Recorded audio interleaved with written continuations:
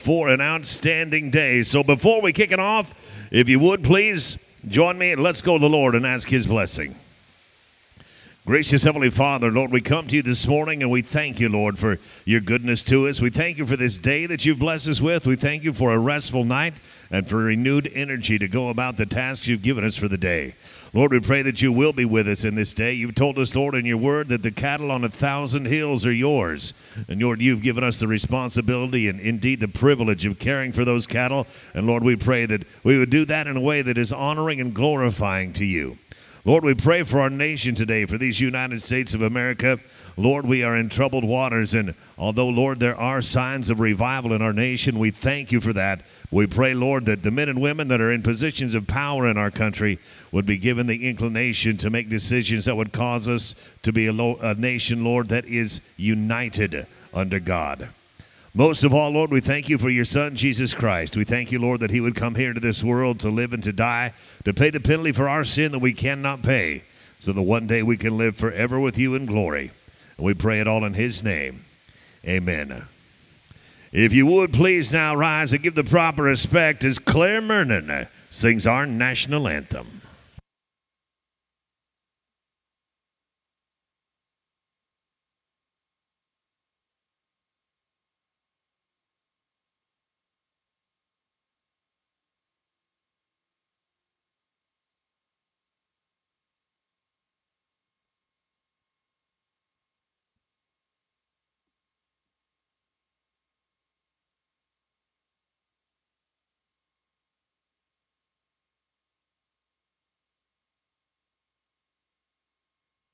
Come on up here. We'll do it from the block.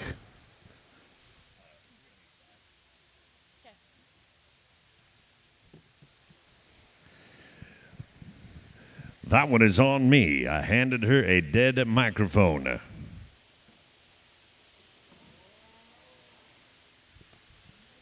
But here she is now, Claire Mernon with our national anthem.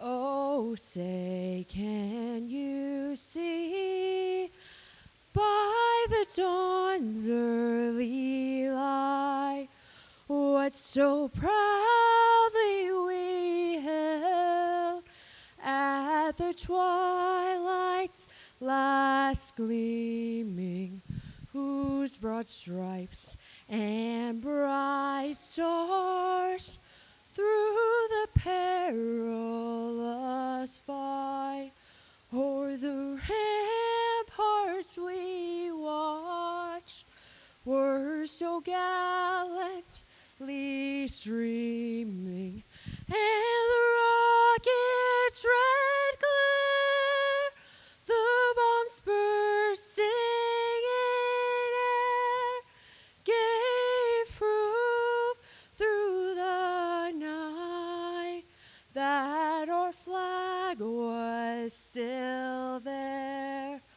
Oh, say does that star-spangled banner yet wave o'er the land of the free and the home of the brave?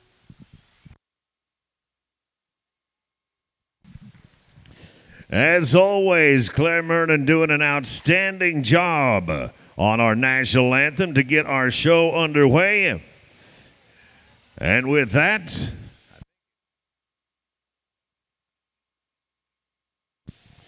we're going to get our show underway. We'll start it here with our cow-calf class. Got 4 of them to look at right here. From JL Farms of Billings, Montana, tag number 105. This is JLF Sarah's Dream. Sadie Jordan of Alva, Wyoming, bringing us tag number 116, WW Lady Blackbird. Number 72 from Jack Gillette of Roy, Montana. That is Streamside Alicia. And finally, Caitlin Poser of Denton, Montana, with Alba Merrick, tag number 161. Want to give a tip of this resist all, a tip of the hat, if you would, to John McCurry of Hutchinson, Kansas. He is our judge for this morning. John and his family Raised and showed the National Junior Angus Show champion female in 2003, reserve female in 2004, and the champion bred and owned bull in 2005.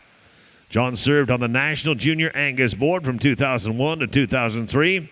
John is a true believer in junior livestock associations and accredits it for much of the success in his own life. John is very proud that his family was awarded the 2015 Beef Improvement Federation Seed Stock Producer of the Year, 2016 Champion Angus Heifer Pin Show at NWSS, and the 2017 Reserve Champion Angus Heifer Pin Show at NWSS. A very proud highlight recently is being named the 2023 Angus Association Young Breeder of the Year. John has judged shows at all levels, including multiple breeds of national junior shows, the American Royal Male in Louisville, Fort Worth, and San Antonio. So we are in very, very good hands here this morning. Sadie Jordan, your company is craved at the show ring. Sadie Jordan, 116, your cow-calf pair is up in the show ring. While we are waiting for Sadie to show up, I want to give a big shout-out to AgriBest Feeds, one of the great sponsors that we have this year at the NILE again.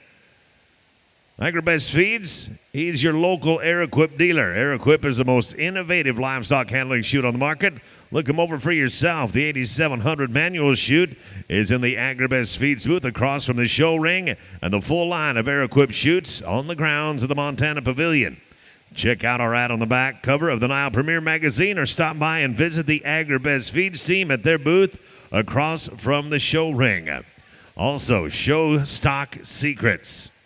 Stock Show Secrets brand supplements has innovated the livestock show industry. Like their competitors, Stock Show Secrets offers performance-based products to make your animals do and look better. But Stock Show Secrets also offers products for a safer show experience, a more rewarding show experience. They believe that no matter how good an animal is, it won't place very well if it can't be shown well. That is what makes Stock Show Secrets different. Check them out on Facebook, Instagram, or go to StockShowSecrets.com. And with that, we're going to turn our focus to the ring floor for your cow-calf show.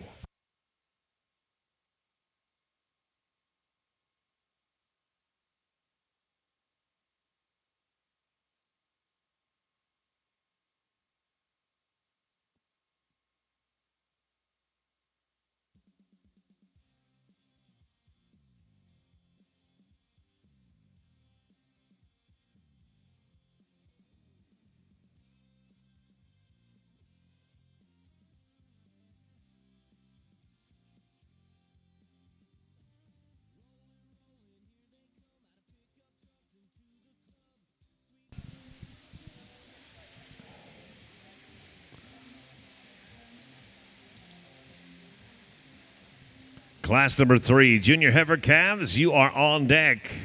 Class number 3, you are on deck.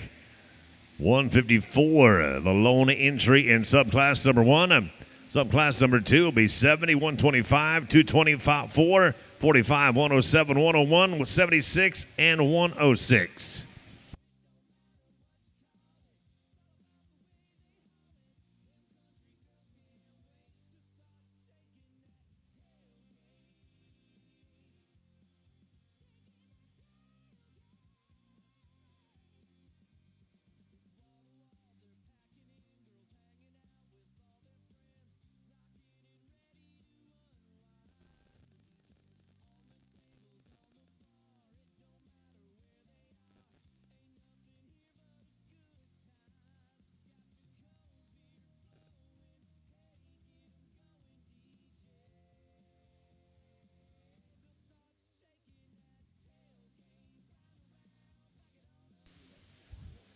Good morning, ladies and gentlemen, and what a way to start off our Angus show here.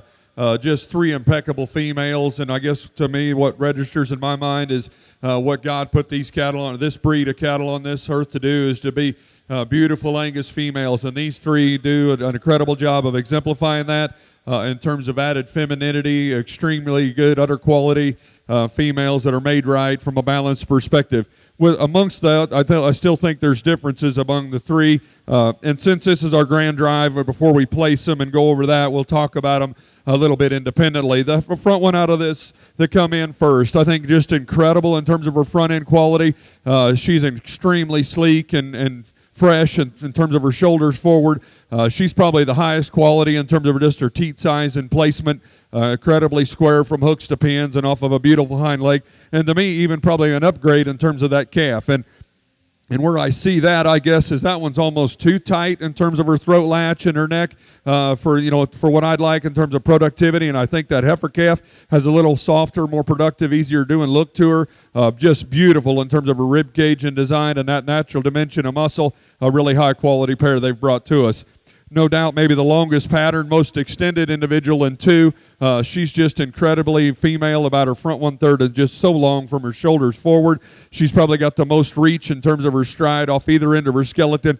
With that, she probably should be because she's probably the one that lacks the most in terms of just red meat and power and substance. She's soft enough in terms of her rib cage. I just like to see her more expansive from a dimensional standpoint. Got an awesome productive bull calf here behind her.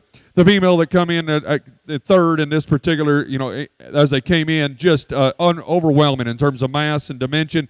To me, she's the most explosive as you come from her shoulder into her rib cage. She's the most powerful out of her upper hip, but doesn't do it in a coarse manner. I think that one still exemplifies ladylike character. She's, again, beautiful in terms of her bag. I would expect her with that dimension of her udder. She's one that, to me, looks like she's got the most milk.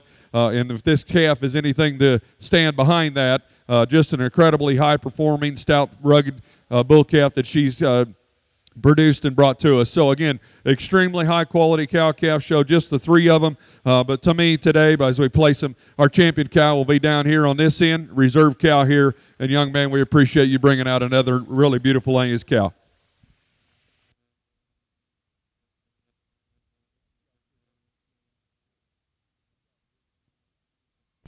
Congratulations to the top two in the class right there from JL Farms of Billings, Montana. Tag 105 finishes in reserve, and Caitlin Poser of Denton, Montana with tag 161 is going to be your class champion. We're going to take a real quick break right here and get some photos of the backdrop. In the meantime, we need it from JB Angus of Montrose, Colorado, tag number 125. We need you to the staging area, please, as well as Jace Dickerson of Paradise, Kansas with 45. JL Farms, Billings, Montana, tag 107. Baylor Hurlbut of Raymond, South Dakota, 101. 76 off the Green Ranch of Billings, and 106 from JL Farms. Need y'all to the staging area, please.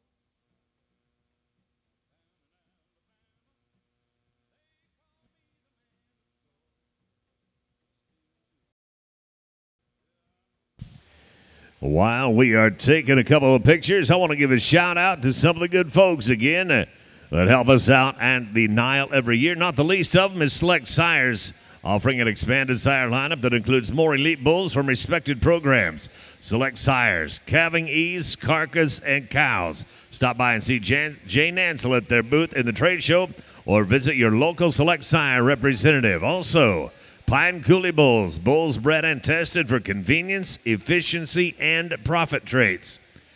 Pine Coulee Bull sale will be March 10, 2025 at the Wagonbach Ranch of Hardin, Montana. They'll be selling over 150 head of yearling bulls. Thank you to Jim Stampfill and John Carroll. And sitting right at about 1 o'clock from where I am right now, you will find the Western Ranch Supply booth. Western Ranch Supply, serving the big country with a quality and service you can trust.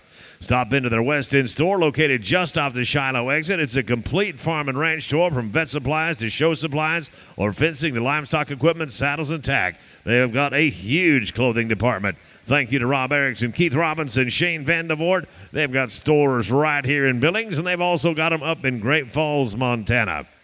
The Montana Lottery. Every year, the Montana Lottery provides $2.25 million in scholarships for Montana students pursuing a STEM degree.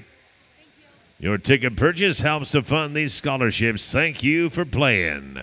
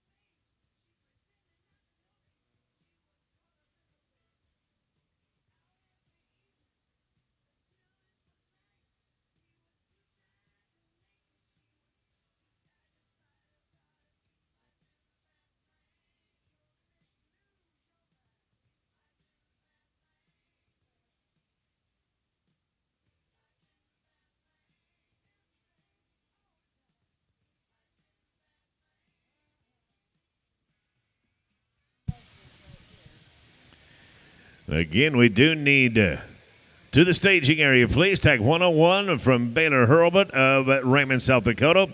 Also tag number 76 from the Green Ranch in Billings, Montana. Need you to the staging area for our junior heifer calves coming up here very shortly.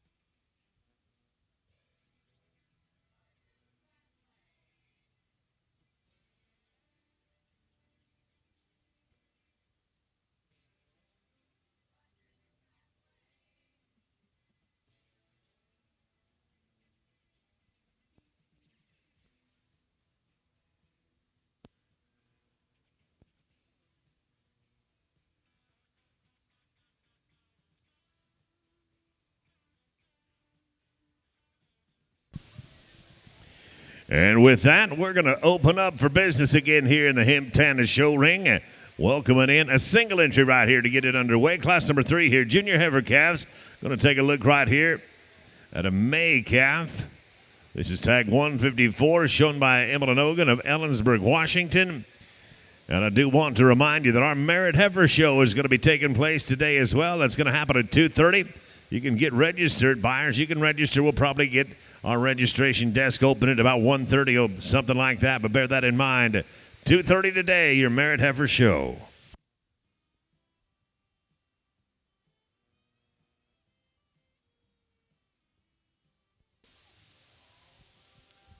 Really nice late spring heifer calf here. This little May baby is just beautiful again. about her front end quality, just really expansive in terms of her rib shape and design. We'll get her back out here later for division, but a really nice way to start off our Angus female show. Nice single entry right there. Again, that one, Lazy JB, Queen Latifah, shown by Emlyn Olkin of Ellensburg, Washington.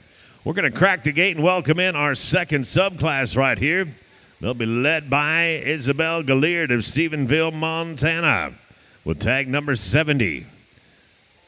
Also tag number 125 from Lazy JB, Angus of Montrose, Colorado.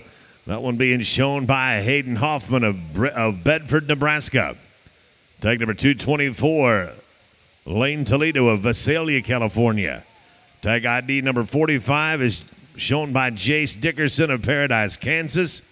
Tag 107, JL Farms of Billings, Montana. Tag number 101, Baylor Hurlbut of Raymond, South Dakota. The Green Ranch of Billings, Montana brings us tag number 76. And JL Farms, also of Billings, Montana, bringing in tag number 106. Good luck to each and every one of you. Class number 4, March Babies, Junior Heifer Calves, calving in the month of March. Please be ready. Looks like we've got a couple of subclasses in that one. 27, 127, 193, 109, 92, 183, and 108. You're on deck.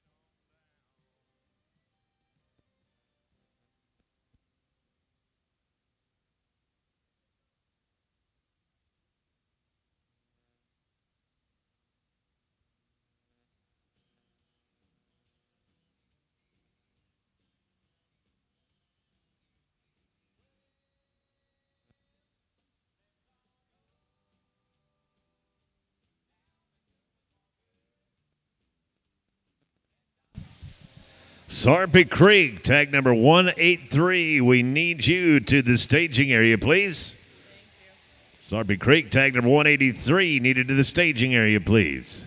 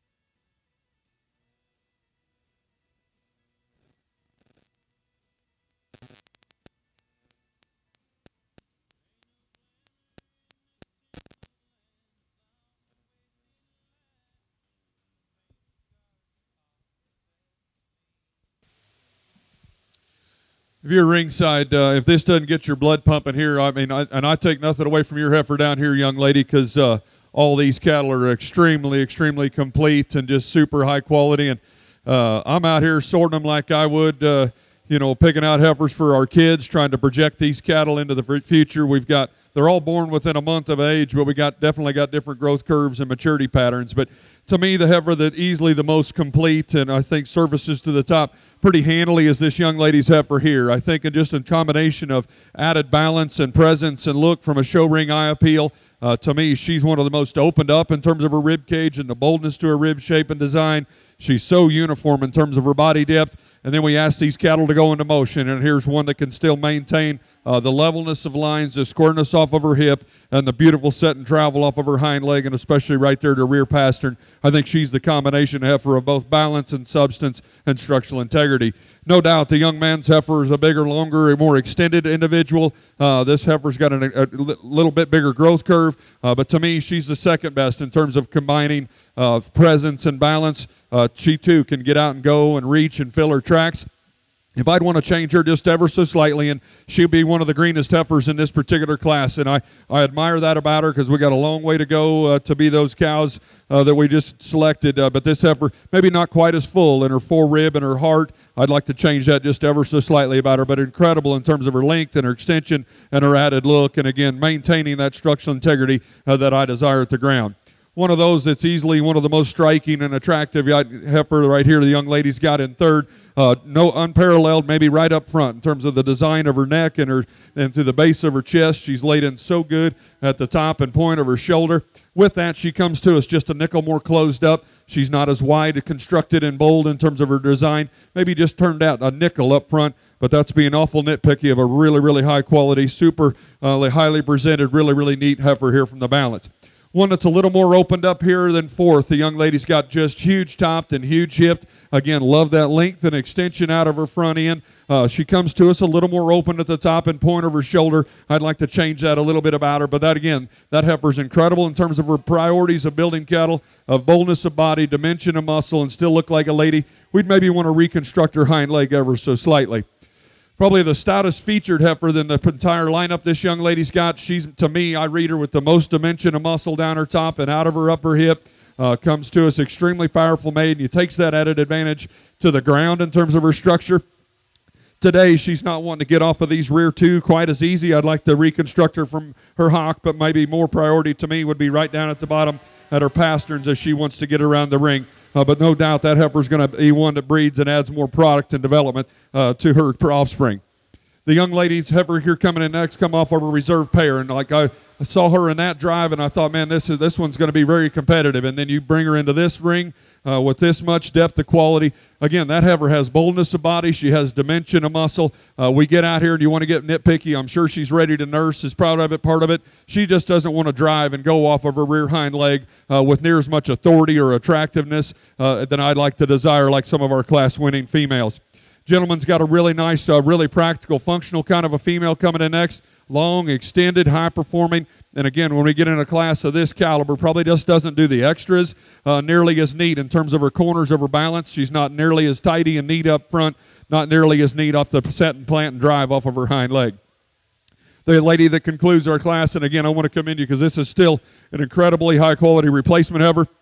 Bold in terms of her rib shape and design, sound in terms of her structure. She just comes to us plainer in her general build.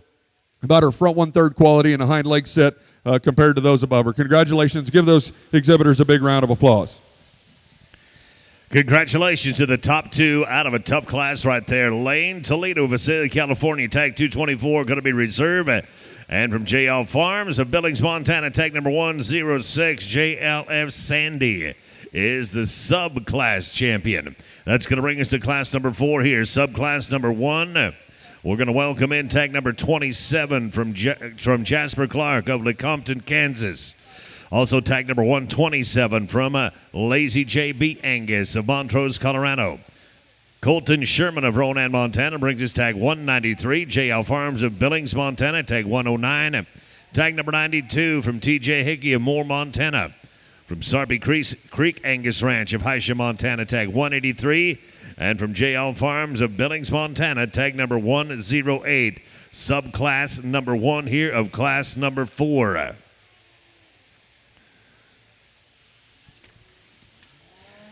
And thank you to our promotional partner for the 2025 year NILE jackets, World West of Joliet, Montana. A custom bull collection service with the experience many have come to trust. Thank you to Scott and Andreas Picard. Also to Bravera Bank. They're a proud sponsor of the Supreme Row Show that will feature all the Grand Champion bulls and females. That's going to take place on Saturday, tomorrow evening, October 18th. We invite the Open Show champions to join us. Both Supreme Female and Bull will win $3,000. Judging here in the expo at 6 o'clock.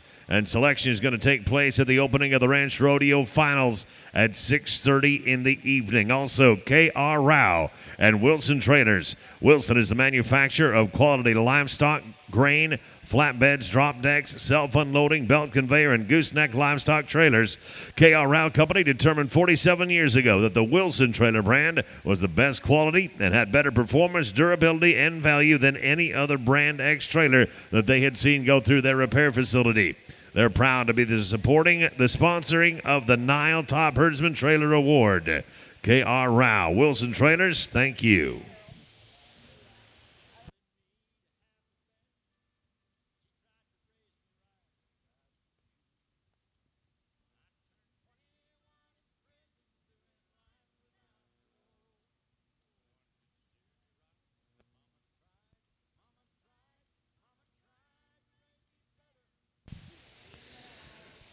Terry Hoagland at number 96. Terry Hoagland, tag 96. You are needed at the staging area.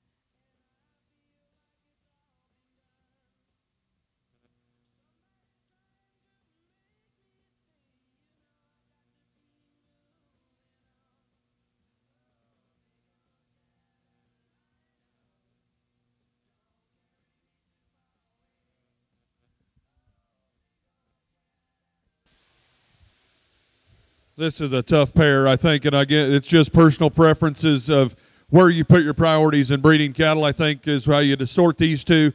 The young ladies heifer, I think both these heifers are awesome in terms of their look and their presence, and they've got them obviously dialed in terms of their presence and feature. To me, the heifer that just has more to her, and it's more substance and top and hip, carries that down lower and deeper, and then when she goes, I prefer her in the way she plants right there and flexible off of her hock, the more cushion as it meets the surface in her pastern. I'll be the first to admit she doesn't as strong right in behind her shoulder blade as the female that's in two, even with the heifer that offers probably a little more in terms of muscle shape. But I think that's what allows her to get out and go and have that added flexibility on the move. The young man's heifer is definitely better there. I think she's stronger right in behind her blade, right in down her top line. Incredible in terms of her head, neck, and feature up through her front 1/3. Where I want to reconstruct that one, and that's being awful nitpicky, a really high-quality heifer, young man, is right here from her hock down to the ground, and it's only when she's going, and it could be, these heifers, their first-time jitters a little bit in the way she's handling it. I'd just like to see a nickel more cushion as she meets the surface right there from her pasture down into the sawdust right here. But again, incredible in terms of her rib shape and design. An awesome pair of heifers. Congratulations. Another one that's got plenty of substance and dimension the young lady's got here in third. Again, she's probably a nickel more opened up as you read her down her top. She comes to us just a shot plainer in the shape and design of her neck up through that front 1/3. I'm not calling her not female and not maternal. It's just she's not quite as exquisite in terms of her design through that front 1/3. Maybe not quite as precise in the way she wants to set down her hock on her rear too. Probably the highest performing heifer in the class the young man's got here, really long and extended and still got some dimension to her. Again, I'd like to reconstruct her off either end of her skeleton, tow her straighter up front, give her a little more coordination and width and power off of her hind too. The next pair of heifer calves, again, just get into a buzzsaw in terms of quality. We'd like to just power these cattle up, giving them a little more dimension and maybe show ring eye appeal in terms of their priorities of balance. But let's put your hands together for another outstanding class of Angus heifer calves. Your top two of the class right there, finishing in the reserve position. Tag number 27, from Jasper Clark of Lecompton, Kansas. And our class champion, champion of the subclass that is, from Lazy JB Angus of Montrose, Colorado. Tag number 127, Lazy JB Barbara's Jesse. That'll take us to subclass number 2. Another one coming in from Lazy JB of Montrose, Colorado. Tag number 127, Dawson Del Porto of Anselmo, Nebraska, bringing us tag number 36. Emily Nogan of Ellensburg, Washington, tag number 153. Tag number 192 from Colton Sherman of Ronan, Montana. Lane Toledo of Visalia, California with tag 225. And last but certainly not least, tag number 96 from Terry Hoagland of Meade, Colorado.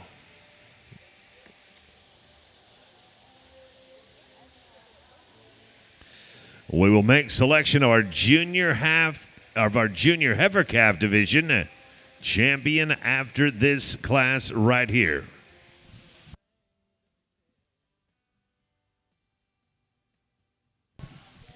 Class number 5, gotta have it on your mind. Class number 5, junior heifer calves. February calves, be thinking about it.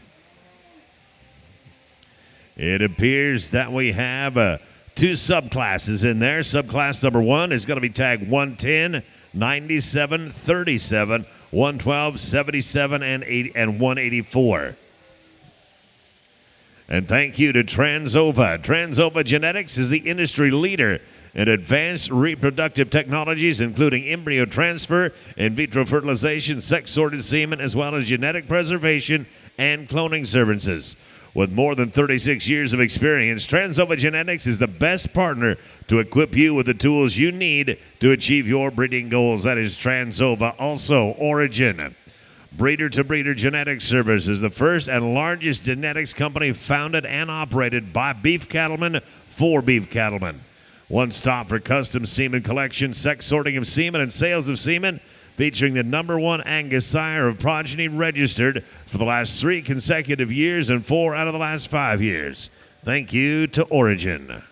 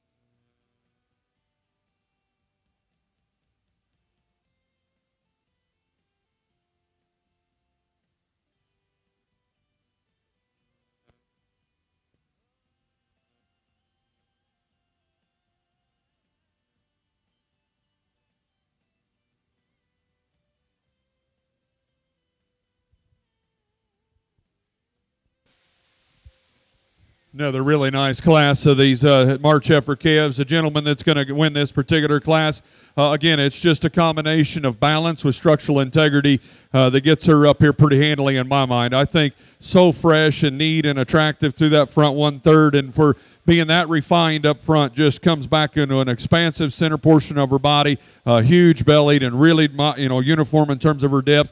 But where she defines and wins this class is just the way she wants to plant drive off of her hind leg. And with that, I think she's got as much substance. And I'm not a big bone guy. I think it just adds to birth weight. But a female that I think's got that added power and dimension right there at the surface. No doubt the heifer that's got plenty to her, and then here in second and a little farther along maybe in terms of her condition, maybe works a little bit against her up through a front 1/3, but she is so expansive in her center portion of her body. She might be a nickel longer from hooks to pins than the female that wins this class. I'd just like to reconstruct her just ever so slightly off of her rear too, maybe tidy her up to the base of her neck and chest, but that's being awful critical of a super high quality one.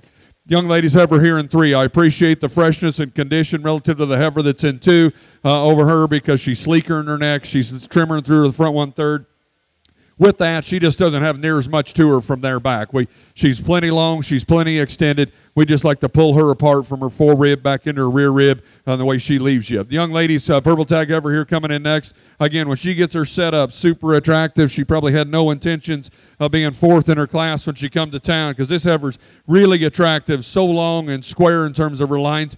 I'd like to make her deeper and fuller back into her rear rib and flank. Give her more coordination, width, and correctness in the way she wants to drive off of her rear too. The gentleman's heifer that's going to conclude this class, just really practical in her build, super functional in terms of her rib shape and her design, gets out and goes, just not nearly attractive enough to run with these high-speed heifers in this particular class. Congratulations. Congratulations to Dawson Del Porto of Anselmo, Nebraska. With tag number 36, that is your reserve champ in the class. And Lane Toledo, Visalia, California, tag number 225, Toledo Sil Sandy is your class champion. We will now make selection of our Junior Heifer Calf Division I champion and reserve. All those in contention for selection of Junior Heifer Calf Division champion, welcome and come on in.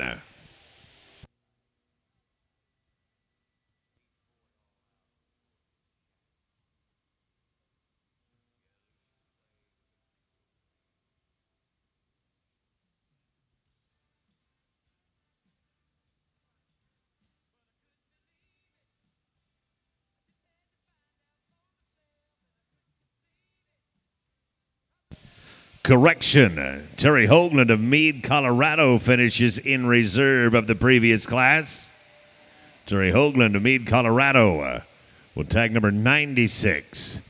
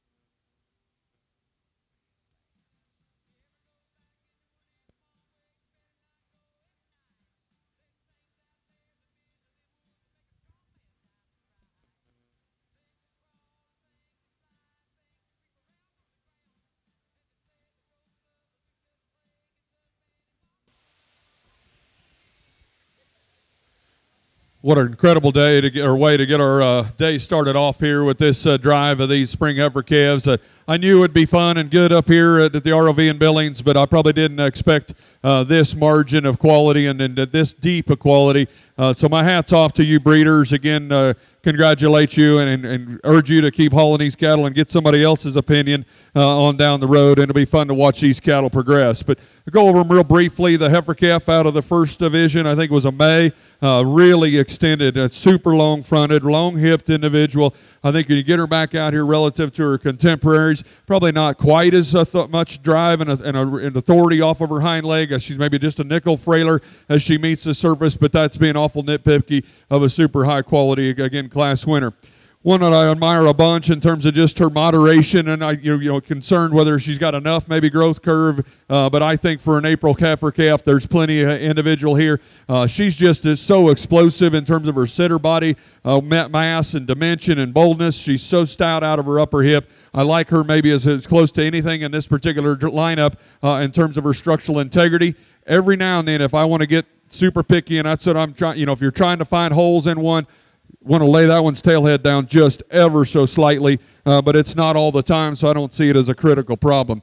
Again, another super powerfully constructed individual comes out of this late March class here, so long, and she's so extended from her shoulders forward, super long and square out of her hip. I love her lower third of her body shape and design. Again, when we ask cattle, they'll look like this, but she's still got so much more in terms of her expansiveness of muscle shape.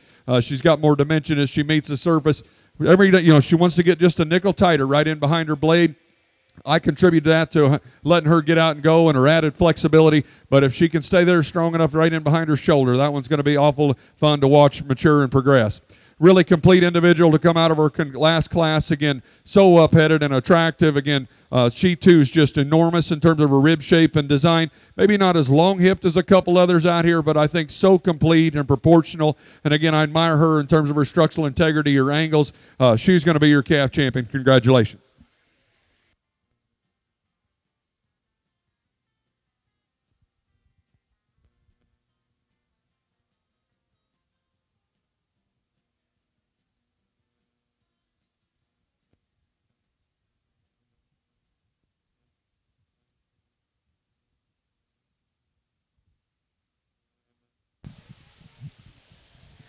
Congratulations to your reserve right there. Tag number 106 from JL Farms of Billings, Montana. And your junior heifer calf Division I champion. Congratulations going to Lane Toledo of Visalia, California. Tag number 225, Toledo Sill Sandy. And that'll bring us to class number 5. Class number 5 here. Got a pair of subclasses in this class. These are junior heifer calves calving in the month of February. We'll welcome in tag number 110 from JL Farms of Billings, Montana. Terry Hoagland of Meade, Colorado with tag number 97. Dawson Del Porto of Anselmo, Nebraska with tag number 37. Elizabeth Jordan of Alva, Wyoming, tag number 112. Off the Green Ranch of right here in Billings, Montana, tag number 77. And from Sarpy Creek Angus Ranch of Hysham, Montana, tag number 184. That is class number 1 of your junior heifer calves. February babies right here. Just FYI, a heads up, subclass number 2, you're on deck. That'll be 142, 47, 130, 140, 195, 207, and 240.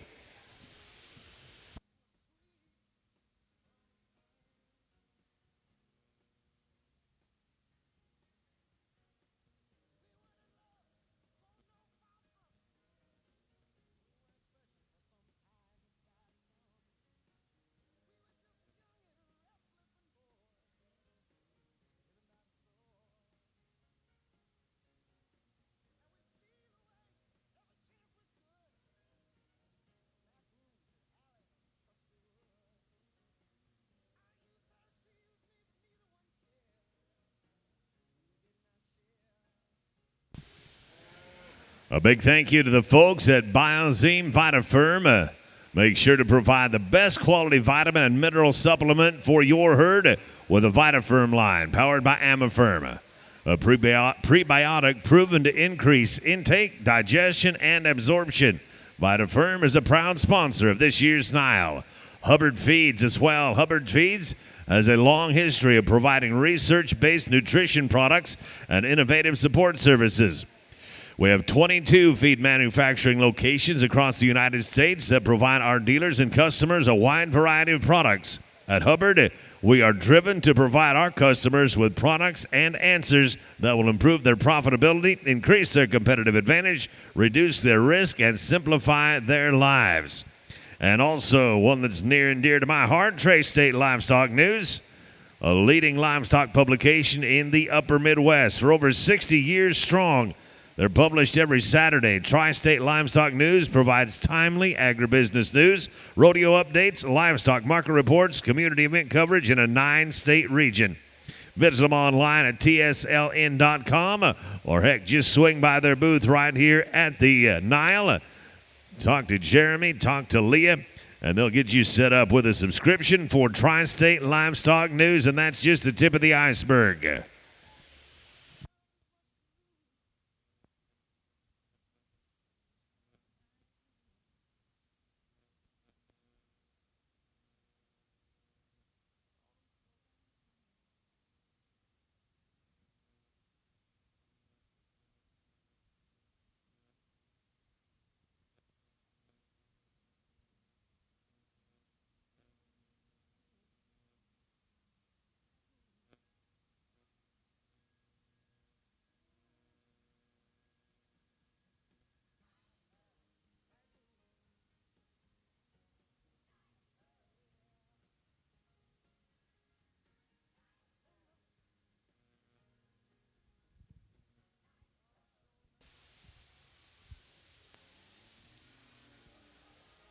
If we're going to start with, I think just dominates this particular class and just completeness. She's the beautifully balanced individual that's so correct, and where she has the clear advantage over the next that are in 2 and 3, again, structural integrity. This heifer's laid back more correctly in the angle of her shoulder. She toes straighter up front than the female in 2.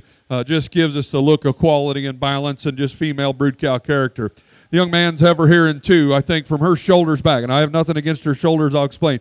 She's the body type and kind like our class winner that I'm desiring in terms of uniformity of body depth, boldness in terms of her rib shape. She has true muscle running down her top. I'd like to change her. She just wants to get a little bit up and a little bit out on her front end, but I admire her in terms of her fullness of her forerib, her smoothness in terms of her pattern more than the female in 3. The 1 and 3 is so long and so extended. We love her in terms of her female character up through her front 1/3. She's expansive and bold and deep in terms of her rib shape and design. My bone to pick with her is that she's just not smooth enough in her pattern. Her shoulders don't fit with her forerib. I'd honestly like to pull her apart from her forerib. And as you read that one down her top and she goes away from you, we'd like to widen that one out and make her more three-dimensional throughout, give her more muscle. She leaves it from hooks to pins and carry that added width down to the ground. Really fresh, really green, a super extended heifer. Again, over the female that just left, I think she's smoother from shoulder to forerib. She's probably more proportional in terms of her balance. Today, one of those that just falls short from a performance standpoint. We need to see more of her, and time is on this one's side. If there was a sleeper in this class, here's the one because she's so long, level, and square. Again, just need to see more of her. The heifer that's going to conclude our class today just runs a little short. From a plainness standpoint, she's the thickest and deepest in her throat and her chest. With that, she's one of the frailest in terms of her feature. Congratulations on an outstanding class of February's. Top 2 in the subclass right there from the Green Ranch in Billings, Montana. Tag number 77. That is Green Savannah, and your subclass champ wearing tag number 37 and shown by Dawson Del Porto of Anselmo, Nebraska. That is Del Porto Sandy. That'll take us to a fresh subclass. Subclass number 2 coming at you right here. Macy Miller of Hysham, Montana brings us tag number 142. Tag 47 from Jace Dickerson of Paradise, Kansas. From Lazy Jamie Angus of Montrose, Colorado, tag number 130. Casey Meyer of Blue Hill, Nebraska with tag 140. Parker Skinner of Hall, Montana with 195. Lindsey Story of Powell Butte, Oregon, bringing us tag number 207. And Rockin' W. Angus of Waterford, California, with tag number 240. Class number 6, you're on deck now. Class number 6, January calves. Junior heifer calves born the month of January. You're on deck. That'll be tags 98, 8, 33, 71, 139, and number 216. And also a thank you to the Northern Ag Network, KGHL. NILE Stock Show is brought to you by the flagship station of the Northern Ag Network. Award-winning farm broadcasters like Taylor Brown, Coulter Brown, Andy Schwab, and Colton Young. They're at 790 on the AM dial or 94.7 FM. Rand's Custom Hats. Our partners at Rand's Custom Hats are just down the street, so give them a visit. Get your hat dusted and shaped. They would love to see you. That is Rand's Custom Hats.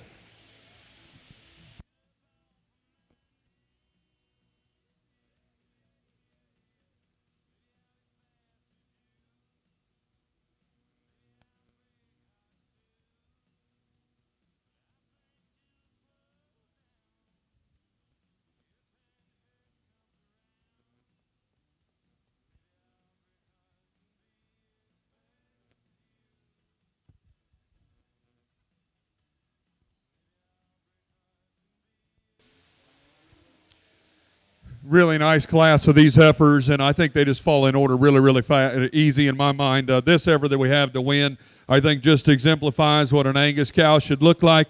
Maybe just more of it, and still be yet a calf. And I think in terms of length and extension and female character up through that front 1/3, her head, the shape and design of her neck, she's not so tight-skinned that you worry about her from a productivity standpoint. I don't mind a little chest because those cattle that are going to come out here and survive in the real world got to have it. But yet from there back, she's just so explosive in terms of her rib shape and design, her added uniformity of her body depth, long, level, square from hooks to pins, and a beautiful hind leg set. The heifer that's in 2, again, really attractive from a balance perspective. Again, we put her in comparison to our class winner, just not nearly as much of her. She is a little fresher in terms of her condition, but I don't call that one wrong either. This heifer just needs to be a little fuller in her heart, maybe a little more authority out of her hind leg and just the way she wants to plant and drive. No doubt our performance winner is here in 3, and she's just huge in terms of her rib shape and design. Loads and loads of muscle. We appreciate that about her. A female that's so productive and easy fleshing looking. Just doesn't get around the ring and nearly as sound as I'd like to see her. Wants to kind of get out, paddle out of them front too. Just a nickel planer in her general build. We could take a little condition off of her. I admire her in terms of her performance. We just like to sleek that one up in terms of her front end. Maybe make her a little neater in the way she wants to handle her shoulder. Heifer that's in 4th here just comes to us a little bit frailer. She's a little farther behind from a condition standpoint, but so neat and so good in terms of her freshness, so attractive through that front 1/3, sleek in terms of her neck. With a class like this, we just got to see that one more pulled apart, more three-dimensional in terms of her shape. Heifer that's going to conclude, again, long and extended, female in terms of her character, sound in terms of her structure, just not nearly neat enough in terms of her balance to get moved up any higher. Congratulations. Your top 2 out of that subclass, Casey Meyer of Blue Hill, Nebraska, tag number 140.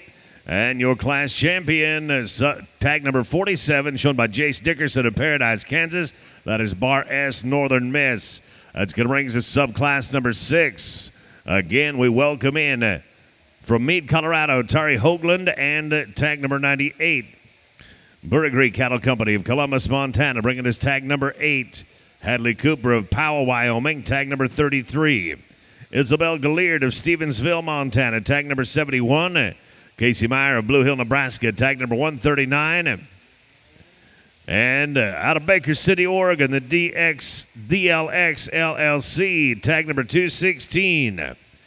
That is our subclass here. Class number 6. We'll go to division after this one. Make selection of our early junior heifer calf champion, as well as reserve. And I do want to give a shout out to my home away from home for the week of the Nile, and that is none other than the Clock Tower Inn.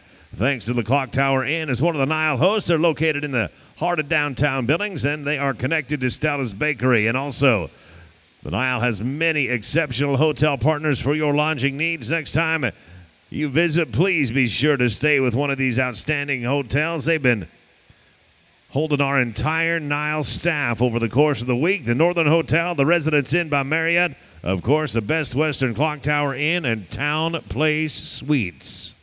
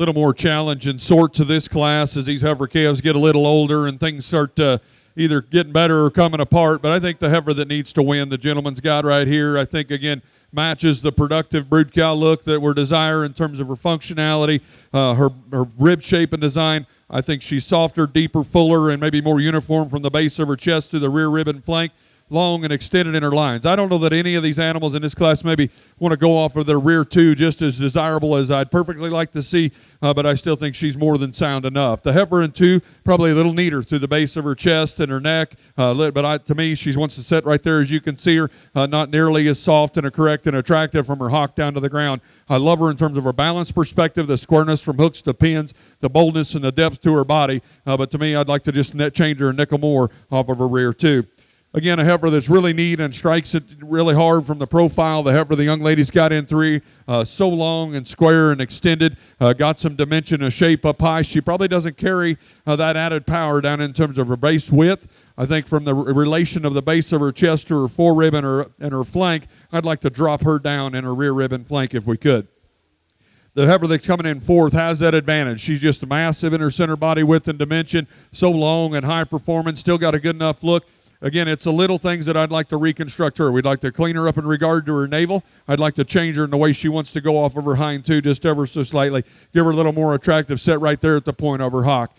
The heifer that's going to conclude this class, again, defines femininity in terms of length and extension, but with that, she's just a little bit too frail in her general makeup. She just comes to us the flattest and frailest as she goes to the ground. Congratulations to the top two of the class right there. Hadley Cooper of Powell, Wyoming, showing tag number 33, and tag 8 of Burghree Cattle of Columbus, Montana, the class champion. That is BCC Rita 4N. We're going to welcome back now all those in contention for selection of early junior heifer calf division champion and reserve. Welcome back to the Hemptana Show Ring, and good luck. Class number 7, you're on deck. These are late senior heifer calves. November and December calves. We'll be looking at tag number 215, tag number 67, number 226, 135, 102, and 66.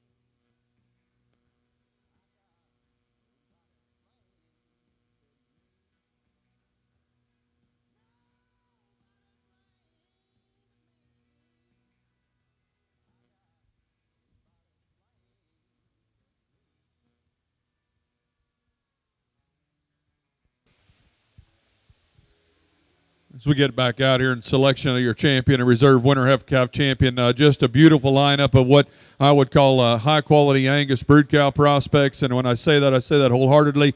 I think these cattle got more productivity to them in terms of their rib shape and design. Females that are built right in terms of structural integrity, and it's little things. And then we want to ask them to be show heifers and put them in this particular environment, what we do with them and how we prioritize from there. But an outstanding 6 cows and heifer calves in the ring here. I'll go show you the 2 that I like. A really, really dominant champion. Congratulations.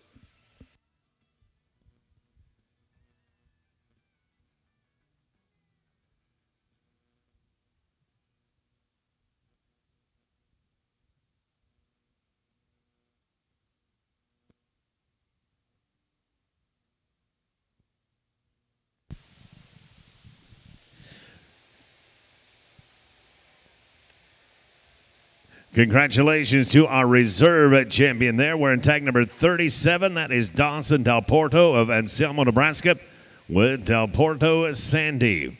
And our champion, tag number 47 from Jace Dickerson of Paradise, Kansas, Bar S Northern Miss, your early junior heifer calf champion. That's going to take us to class number 7. late senior heifer calves. Going to take a look at two classes right here. We got some December and some November calves. Going to look at the December cattle first right here. Tag number 215 from the DLX LLC of Baker City, Oregon. Also tag number 67 from Angus of Connell, Washington. Lane Toledo of Visalia, California brings us tag number 226. Kate Meacham of Connell, Washington, tag number 135. Baylor Hurlbut of Raymond, South Dakota, tag 102. And Angus of Connell, Washington brings us tag number 66. And again, that is subclass number 1 of class 7. Subclass number 2, just a pair of you in that subclass, 227 and 25. Have it on your mind. You're in the on-deck position. Agribest Feeds is a proud sponsor of the NILE Show, introducing Agribest Feeds Rumen Edge Distiller's Grain Tub that comes standard with Redmond, conditioner, garlic, and yucca. Support your livestock's protein and fat needs while buffering the rumen naturally, repelling biting insects, and supporting good gut health. Check out our ad on the back cover of the NILE Premier Magazine or stop by and visit with the Agribest Feeds team at their booth right across from the show ring. Mr. Todd Jones and Dwayne Hould, I believe, are on site from Agribest Feeds today.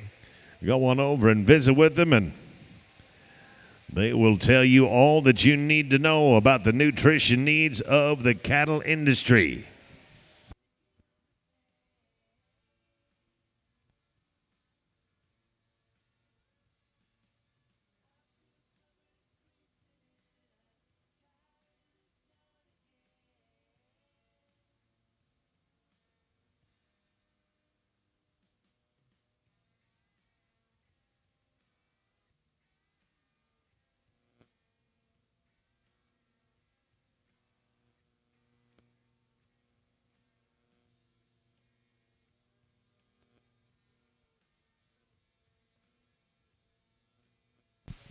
Also, do want to remind everybody that our Merit Heifer Show is going to be coming up this afternoon at 2:30. We'll open up the desk to buy your numbers probably about 1:30. You can get registered, get a buyer's number at 1:30, but the show itself will come at 2:30. And also, of course, coming in this afternoon and tomorrow, our National Hereford Tour.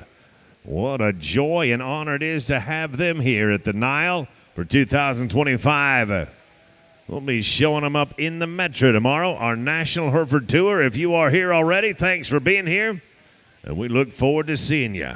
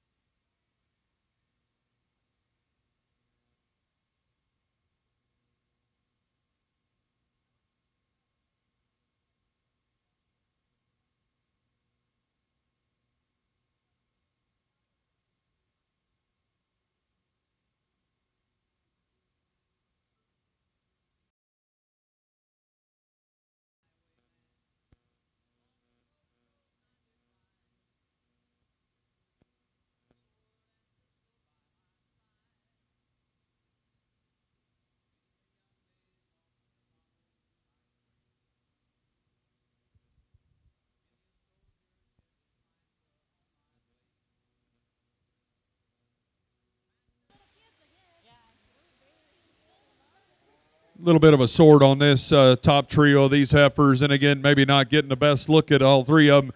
wanting to fight us a little bit in terms of just getting them out here and getting them shown. But the heifer that needs to win this trio, in my opinion, not only from a structural integrity standpoint, but I think just balance and substance. To me, she's the most pulled apart, the boldest in terms of her rib shape, still yet fresh enough. You wouldn't want to put any more on her through her front 1/3, but from there back, I think handles it very, very well in terms of the term of her rib shape, back into her rear rib and flank. And again, she's the one that has the most power and authority.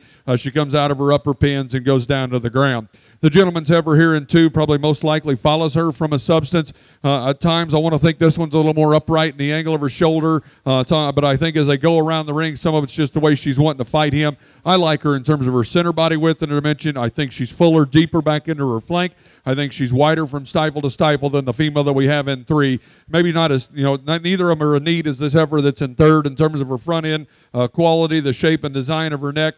But to me today, she is the freshest and greenest, and I admire that about her. But again, with that, there's not enough of her. And where I want to get critical on her is the way she's built from her shoulder down into the ground. We want to get a nickel turned out, and I'd like to change that pretty critically in my mind. The heifer that's in 4th, super long and extended, probably got a little more reach out of her front end and her shoulder. Again, we get them out here in comparison to these contemporaries, not near enough of her as we go back into her flank, not near enough show ring class in terms of her added balance as we go back off of her hip and hind leg. 2 heifers that we're going to conclude with, again, productive and bold in terms of the rib shape and design. Today, just get a little bit more moderate in terms of their type and kind, which I usually appreciate. Today, that just becomes a shortfall from a performance standpoint. We'd like to see these heifers a little heavier, fuller, deeper, stouter in their build. Top 2 of the class right there. Tag 215 from the DLX LLC of Baker City, Oregon. And our class champion is Baylor Hurlbut of Raymond, South Dakota with tag number 202. That is Conley FRKG Queen Meg. Take a look at a pair right here in subclass 2, a pair of November calves. 227 from Lane Toledo of Visalia, California. And Adeline Grace Blankenship of West Burlington, New York brings us tag number 25. Early senior heifer calves. Early senior heifer calves. We got September and October babies coming up next. That first subclass is going to be tag number 26, tag number 189, number 128, and number 38. Dawson Del Porto, we need you to the staging area, please. Dawson Del Porto to the staging area, please.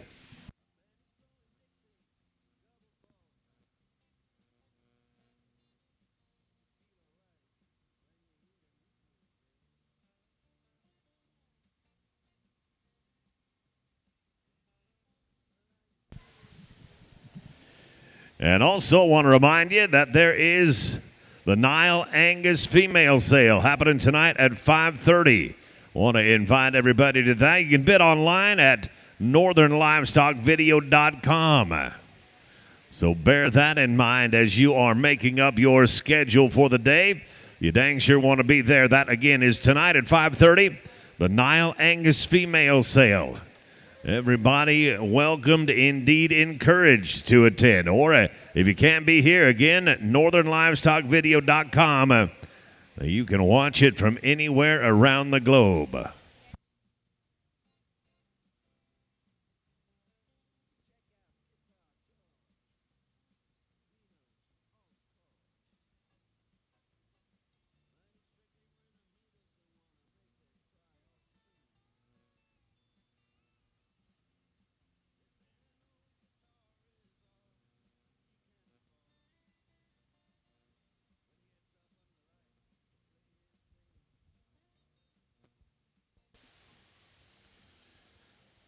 Outstanding pair of these 2 heifers, and lots of give and take between the 2 of them. The young lady's heifer that we're going to start with, I think, overwhelming in terms of just center body width and dimension, muscularity as you read her down her top and out of her hip and off of her hind leg, just so much more substance and power there. I'm not saying she's perfect in the way she's constructed out of her front end, but a female that is so striking and attractive in terms of her presence.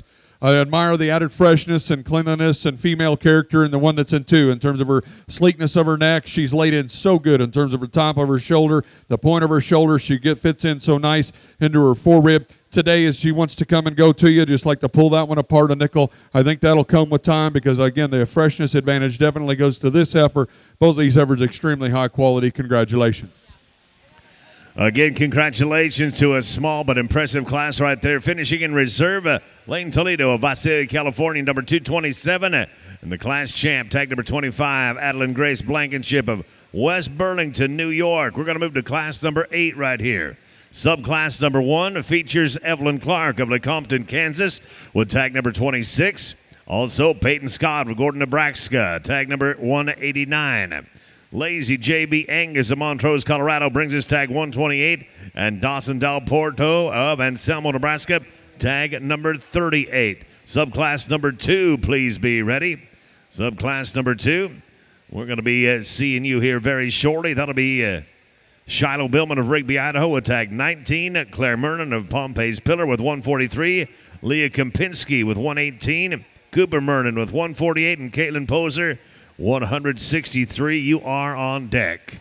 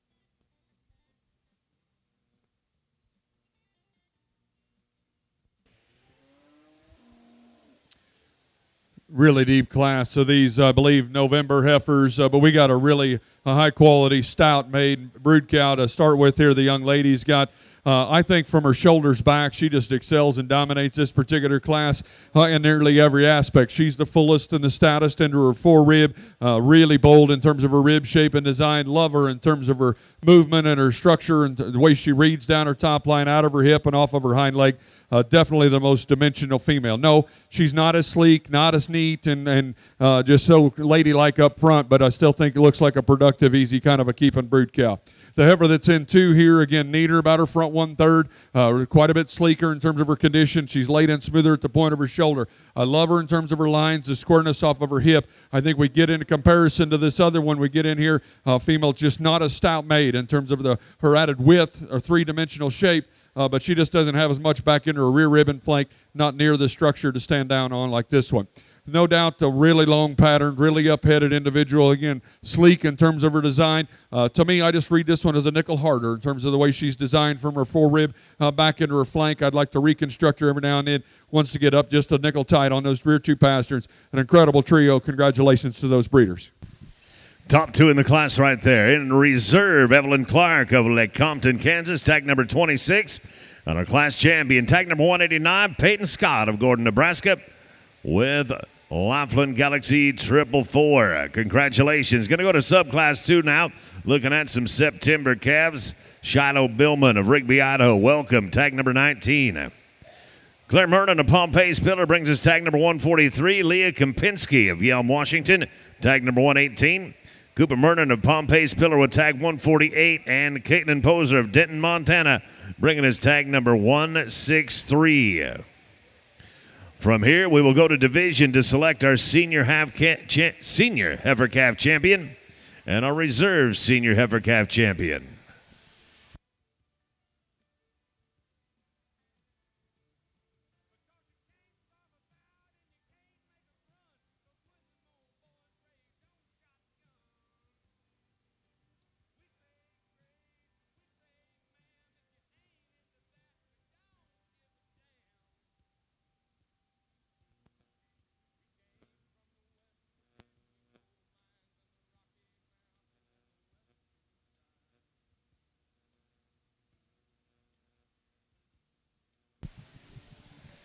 Just another reminder to you, the Merit Heifer Show will take place at 2:30.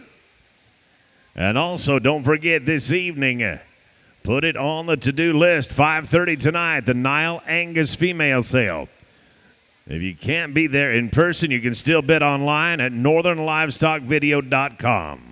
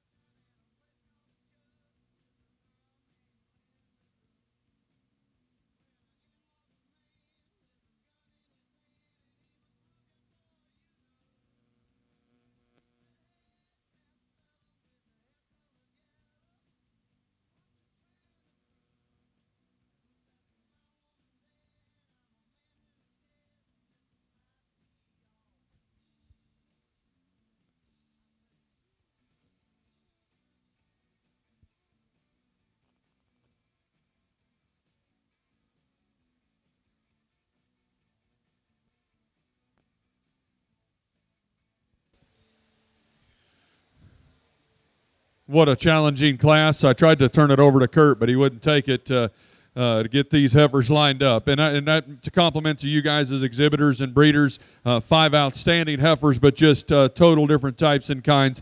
I try to sort them out the way I try to preference in terms of taking them home. And I think the heifer that's by far and away to me the most complete the young lady's got here, I just love her in terms of her breed character and her femininity about her head and her face.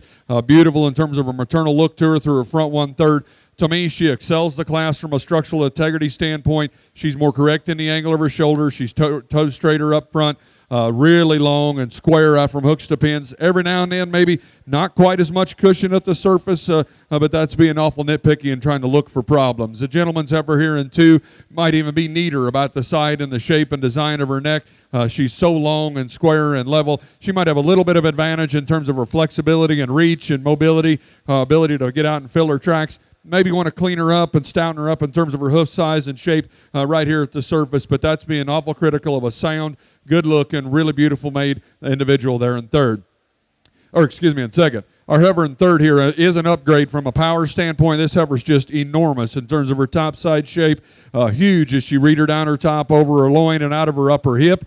She's got a really neat turn to her rib shape. I'd like to reconstruct her off her either end of her skeleton. For as wide as she is up top, I'd probably want to give her a little more reach, a little more toe and straighter off either end of her skeleton, a little more base width as she drives away from you. Parked right here, and you read her from a three-dimensional standpoint. It's awesome. It's when I will get that one in motion. Again, she wants to get up in her top ever so slightly, trying to compensate structurally.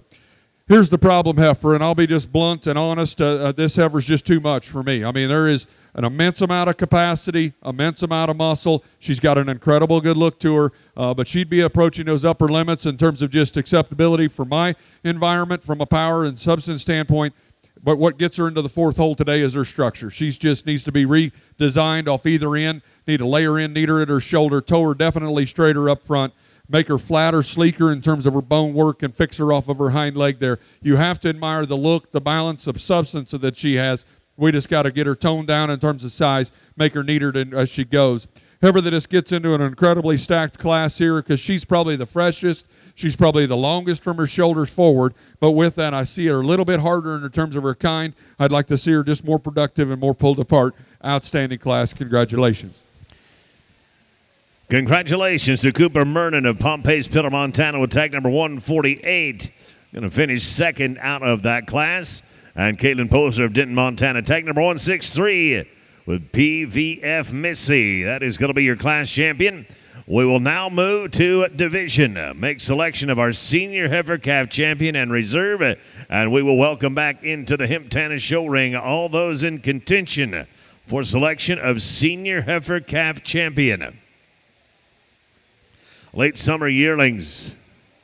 You are next out. Going to be just a single entry in that class. That'll be tag 99 from Terry Hoagland. And then we'll go right into class number 10, early summer yearling heifers, May and June babies. Got a couple of subclasses there, 136 and 43 in subclass 1. Subclass number 2 is going to be 119, 230, and 197, as well as 44, 151, 41, 129, 103, and 68.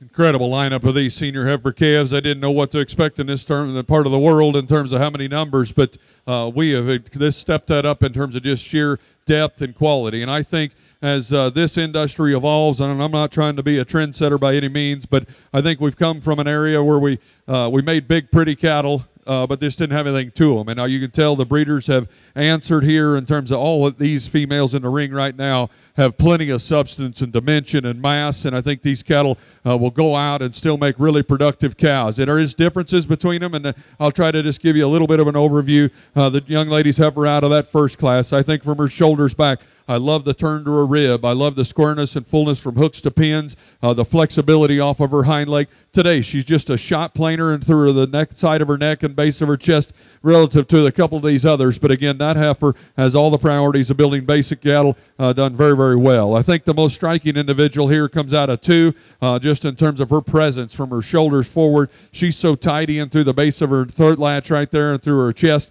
With that, maybe she's not as soft back into her rear rib and flank as some of her contemporaries out here, but so overwhelming in terms of her top side shape, the squareness off of her hip, and a beautiful hind leg.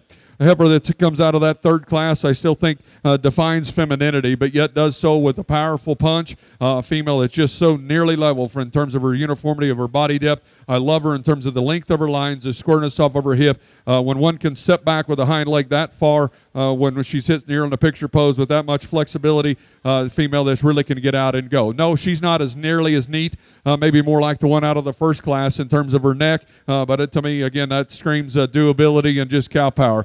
The heifer that come out of that class again, really tough, deep, very diverse in terms of their type and kind. I love her on the stand. I think that heifer's so extended from her shoulders forward, beautiful in terms of her rib cage design.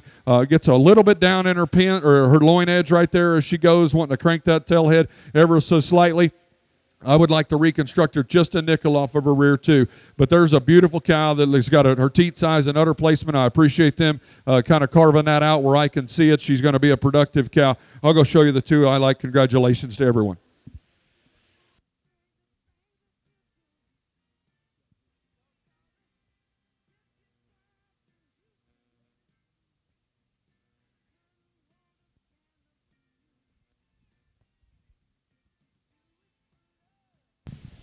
Congratulations to our reserve champ right there. Reserve senior heifer calf champion.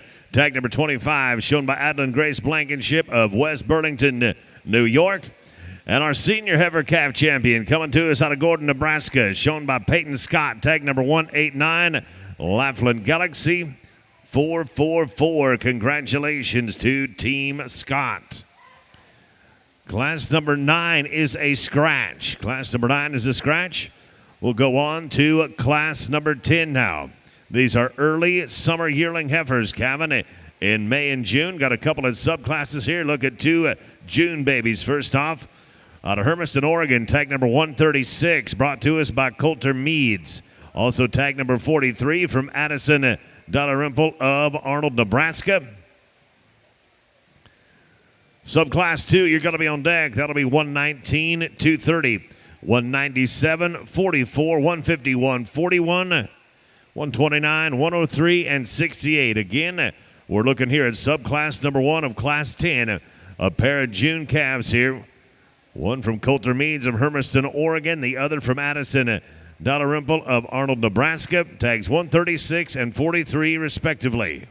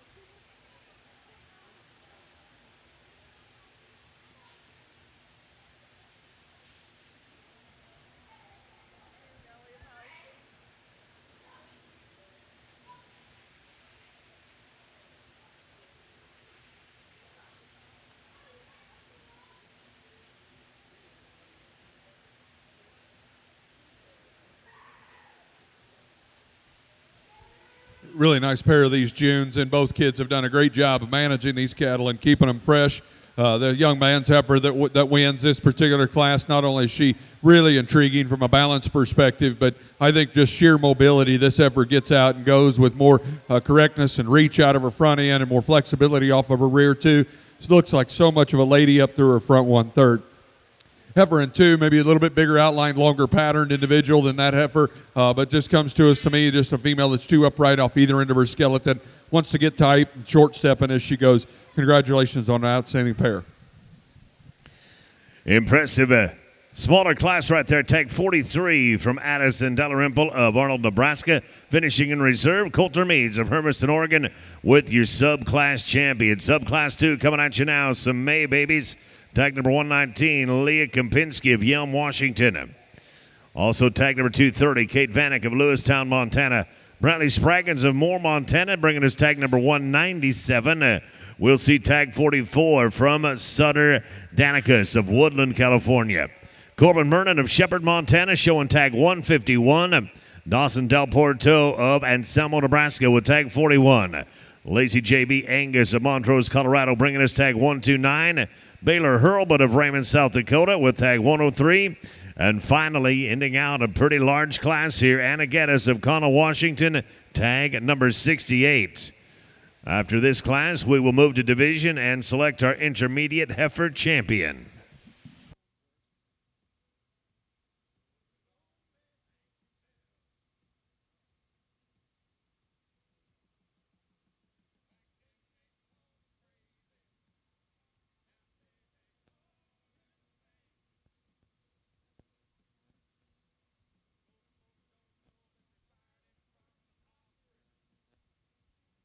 Tag number 41, Dawson Del Porto. You are needed at the starting blocks, please.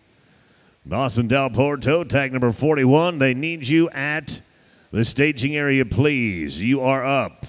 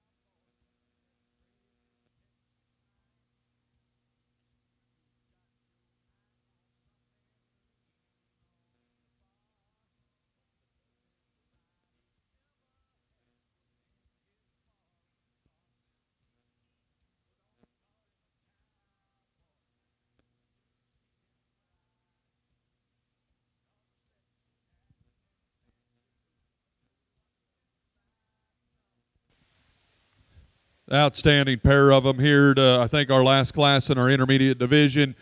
These two heifers are really set the bar high, and I think there's differences. It's just again where you want to put your priorities. I'll hear you if you say maybe this one's not quite big enough for you, and that'd be about the end of the conversation, I think, because I think she's unparalleled in this class from a conditioning, freshness standpoint, and where I think I maybe give her a little bit of the advantage over the heifer that's in 2 is just the way that she wants to pick up and set down her hock in terms of her added flexibility. But just incredible front end quality. She's been managed to the 9s in terms of her femininity and again her freshness.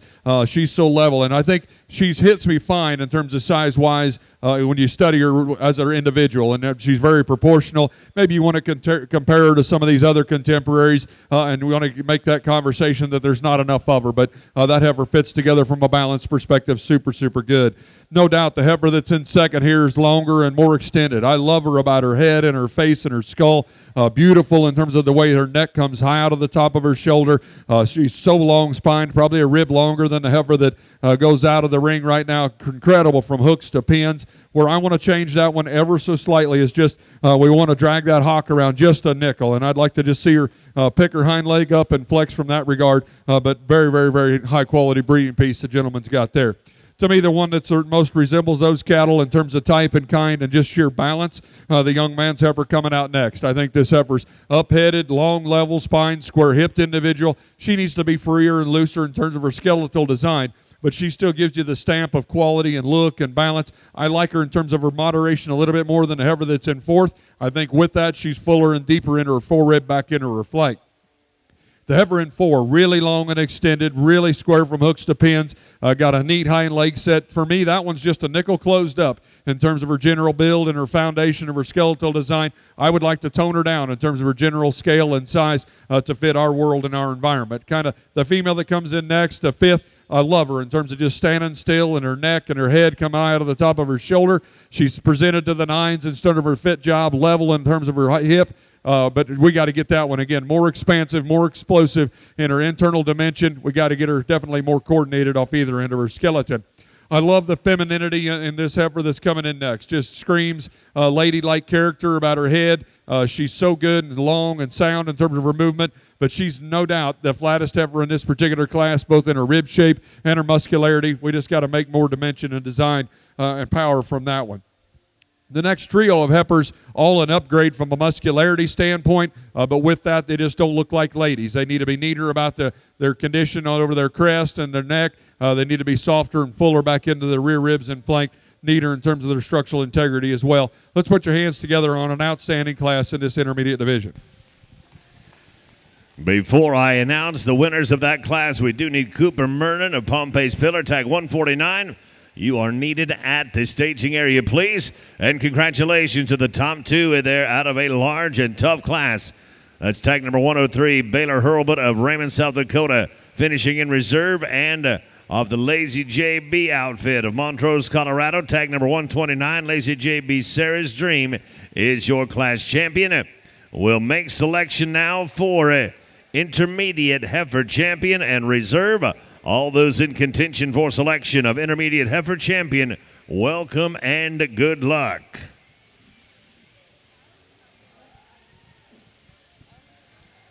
I want to give a shout out again to the good folks at AgriBest Feeds, a proud sponsor of the NILE Stock Show and your local AeroQuip dealer. AeroQuip is the most innovative livestock handling chute on the market. You can look them over for yourself. The 8700 model is at the AgriBest Feeds booth across from the show ring. And the full line of AeroQuip chutes is on the grounds by the Montana Pavilion. Check out our ad on the back cover of the Nile Premier magazine or stop by and visit with the AgriBest Feeds team at their booth right across from the show ring. I believe that Ty and Dwayne are both at the AgriBest Feeds booth right now. Go over there and dip into a deep well of knowledge.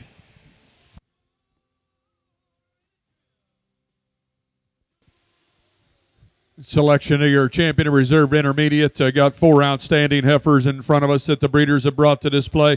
The gentleman's heifer out of that first class. Again, just so feminine in terms of her build, smooth in terms of her shoulder. I love her off of her hip and her hind leg. maybe not as stout and powerful in terms of her dimension and her design and her structure. The females out of the second class, but just screams quality and balance and really gets around the ring extremely well. Again, out of that tough last class here, these heifers that just offer so much in terms of just substance and dimension and balance. To me, just females that are extremely, extremely high quality. We're going to keep those two heifers together. They're going to be your champion and reserve intermediate female. Congratulations. Congratulations to our reserve intermediate heifer champion. That one shown by Baylor Hurlbut of Raymond, South Dakota, tag number 103. And our intermediate heifer champion comes to us off the Lazy JB Angus outfit of Montrose, Colorado, tag number 129. And with that, we will move on to class number 11. Class 11 right here, going to be looking at April Junior Yearling heifers. Tanner Allen of Hobson, Montana, bringing us tag number 4. Tag number 35 from Paisley Cundy of Sundance, Wyoming. Jagger Flesh of Shelby, Montana, tag 64. Caitlin Poser of Denton, Montana, tag 164. Cooper Mernon of Pompey's Pillar, bringing us tag 149. TJ Hickey of Moore, Montana, tag number 93. And finally, rounding out the class, Yelm, Washington's Leah Kempinski, bringing tag number 120. March Junior Yearling heifers, March calves of 2024. You're going to be on deck. That'll be tags 32, 75, 59, 228, and 168.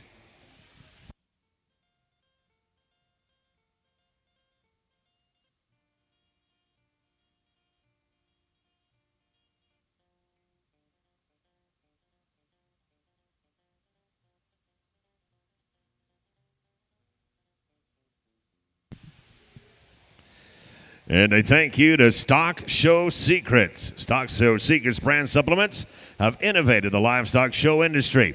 Like their competitors, Stock Show Secrets offers performance-based products to make your animals do and look better. But Stock Show Secrets also offers products for a safer show experience, a more rewarding show experience. They believe that no matter how good an animal is, it won't place very well if it can't be shown well. That's what makes Stock Show Secrets different. You can check them out online, on Facebook, on Instagram, or just simply go to StockShowSecrets.com.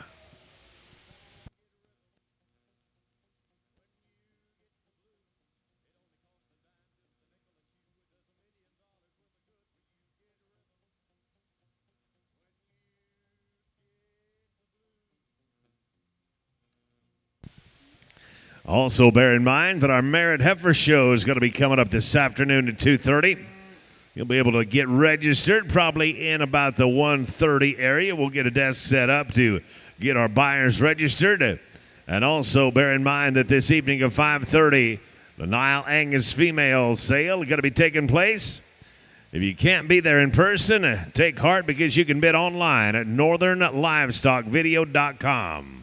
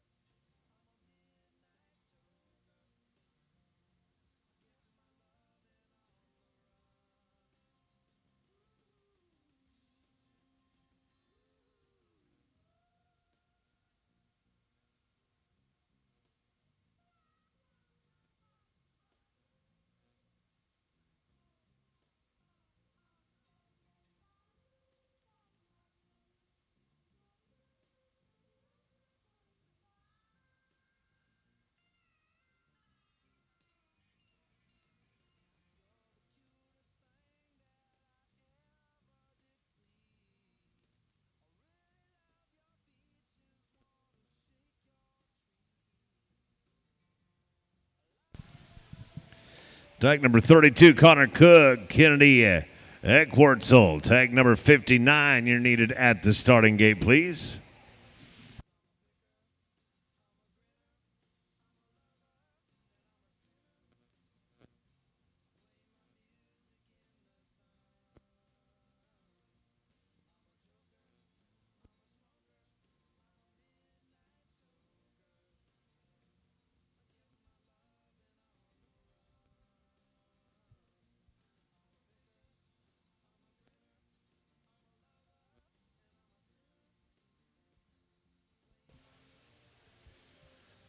Another outstanding class of these females, and again, lots of different types and kinds, and I'm sure you guys have access to what they are in terms of sires and pedigrees and database information. But just sorting the cattle out here, and again, I'm just sorting them like I'm going to take them home. But the heifer that wins this class, I think, does so pretty handily. I think one that combines balance and substance. To me, she's every bit as stout as you'd ever want to make one in terms of her added dimension of muscle down her top and out of her upper hip. Carries that added dimension in terms of her stoutness of structure down low. But yet, she's still fresh. She's still so good and trim in terms of her underline and uniform in terms of her body depth. And where I think she has the class advantage is all that mass and substance, and she's still maybe the best in terms of her flexibility as she gets around. No doubt the heifer in 2 gets outmassed by a couple of others on down the line, but I think in terms of just presence and femininity and balance, structural integrity, she still needs to remain into this second hole. I think she's so much neater about the top side of her crest through the base of her chest. Female, it's got more flexibility. She goes off of her hind leg. Done a great job managing her from a nutrition standpoint to keep her fresh and attractive. The heifer that's in 3, again, plenty of capacity, lots of uniformity of body depth. I want to just freshen that one up through her front 1/3, about the sides of her neck and through the base of her chest.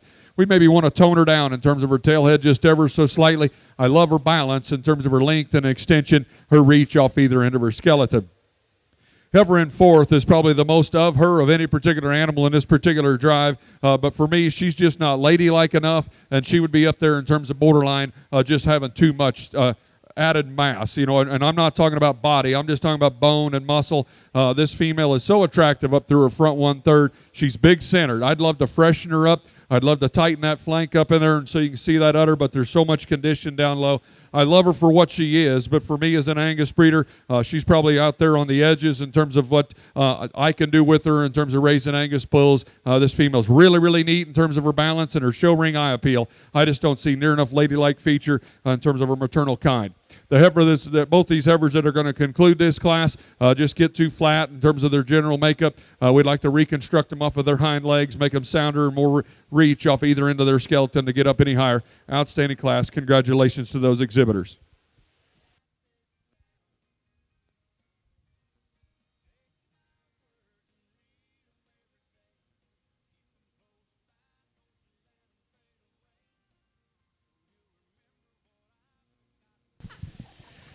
We are giving congratulations out to Cooper Merton of Pompey's Pillar. Tag number 149, finishing in the reserve of the class.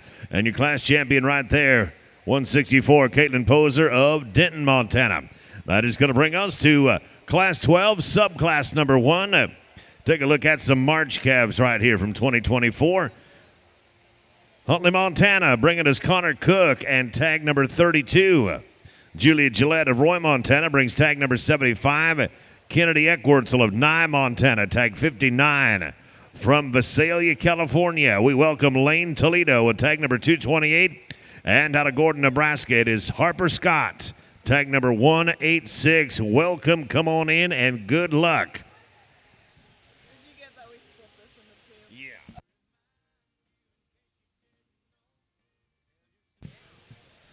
Yeah. Subclass number 2, please be ready. Subclass 2, be ready. That'll be tags 219, 223, 34, 20, 165, 91, and 172. Thank you to Select Sires, offering an expanded sire lineup that includes more elite bulls from respected programs. Select Sires, calving ease, carcass, and cows. Stop by and see Jay Nansel at their booth in the trade show. Visit your local Select Sire representative, Pine Coulee Bulls. Bulls bred and tested for convenience, efficiency, and profit traits. Pine Coulee Bull sale is going to be on March 10, 2025 at the Wagon Box Ranch of Hardin, Montana. They'll be selling over 150 yearling bulls. Thank you to Jim Stanfield and John Carroll. Also, a shout out to the good folks at Western Ranch Supply, serving the big country with the quality and service you can trust. Stop into their West End store located just off the Shiloh exit. It's a complete farm and ranch store from vet supplies to show supplies or fencing to livestock equipment, saddles, and tack. They've got a huge clothing department. Thank you to Rob Erickson, Keith Robinson, and Shane Vandevort. They got stores right here in Billings and also up in Great Falls, Montana.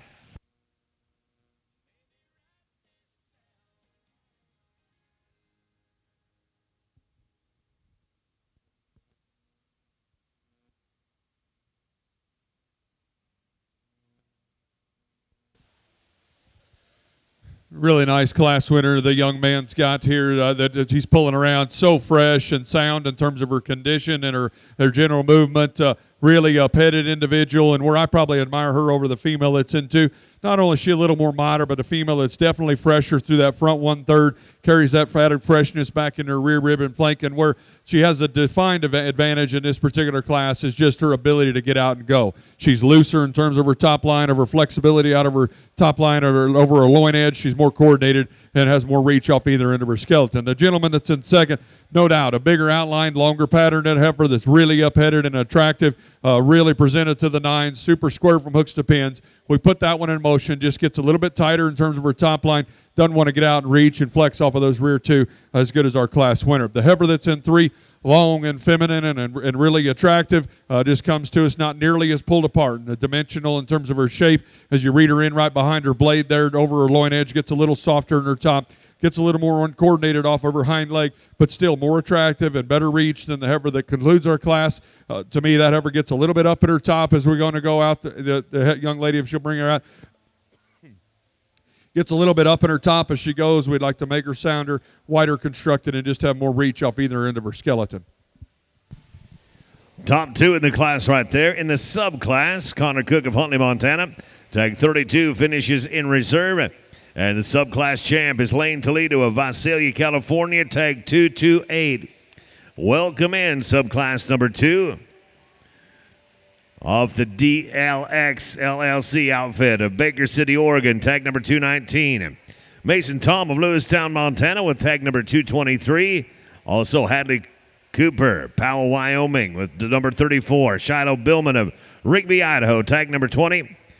Caitlin Poser of Denton, Montana with 165. Peyton Herschel of Lewistown, Montana with 91. And JL Farms brings his tag number 172 to complete our subclass.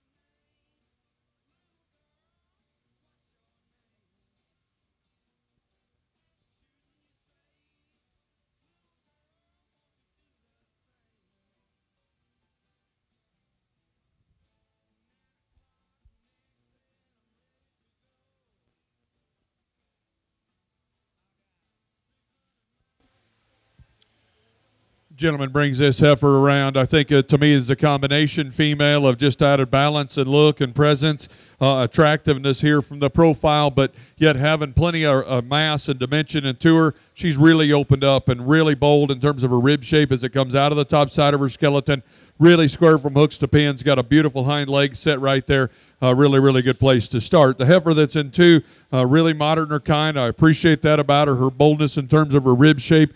If we can get this one to get out and go, and when I say that, I mean have more reach out of her front end, have more pickup and flexibility off of her hind leg. She's right my kind because she's beautiful in terms of her udder design. She's beautiful in terms of her head character, her ladylike look up through her front 1/3. Again, I just like to see a nickel more reach off either end to get her moved up anymore. No doubt a big, long, striking, and attractive individual here in 4, just in terms of her upheadedness. She's so long and square from her hooks to her pins. I'd like to fix her right there as she goes. She wants to get down in terms of her loin, get that tail head up in the air. She's probably not as genuine and true and full back into her rear rib and flank like either of the heifers that are right ahead of her. The heifer that comes in 4th presented really, really high quality in terms of her femininity, her boldness in terms of her design, the flatness in terms of her bone work. Again, we need to see more coordination as she gets out and go off either end of her skeleton. She needs to have more angle to her shoulder, more reach off of her hind leg, and definitely more power and substance as she leaves you. From there, we get into a trio of cattle that are just quite a bit plainer in terms of their construction. We need to see them neater and more ladylike up through their front 1/3. I think they're neat-headed. I just think from a condition standpoint, we needed to manage these cattle a little better than have young lady scuffer coming in here next. I'd like to see her fuller back into her rear rib and flank, maybe farther along in terms of her calf. Just doesn't give us a little bit more of a barren look in terms of her udder development. The heifer that concludes our class, just a little more conventional in terms of her size. Again, we want to just stretch that one out and make more of her. Congratulations. Your top 2 of the class right there. Shiloh Billman of Rigby, Idaho, showing tag number 20. And the class champ is DLX Sarah's Dream from DLX LLC of Baker City, Oregon, tag number 219. We'll go to division right here and select our Junior Heifer Division 1 champion and reserve. Welcome back to the Hymtana Show Ring. All those in contention for selection of Junior Heifer Division 1 champion and reserve. Class number 13, you're on deck now. Early junior yearling heifers. Calving between the 1st of February and the end of the month of 2024. Got tag 177 as well as 100, 82, 60, 113, 73, and 190.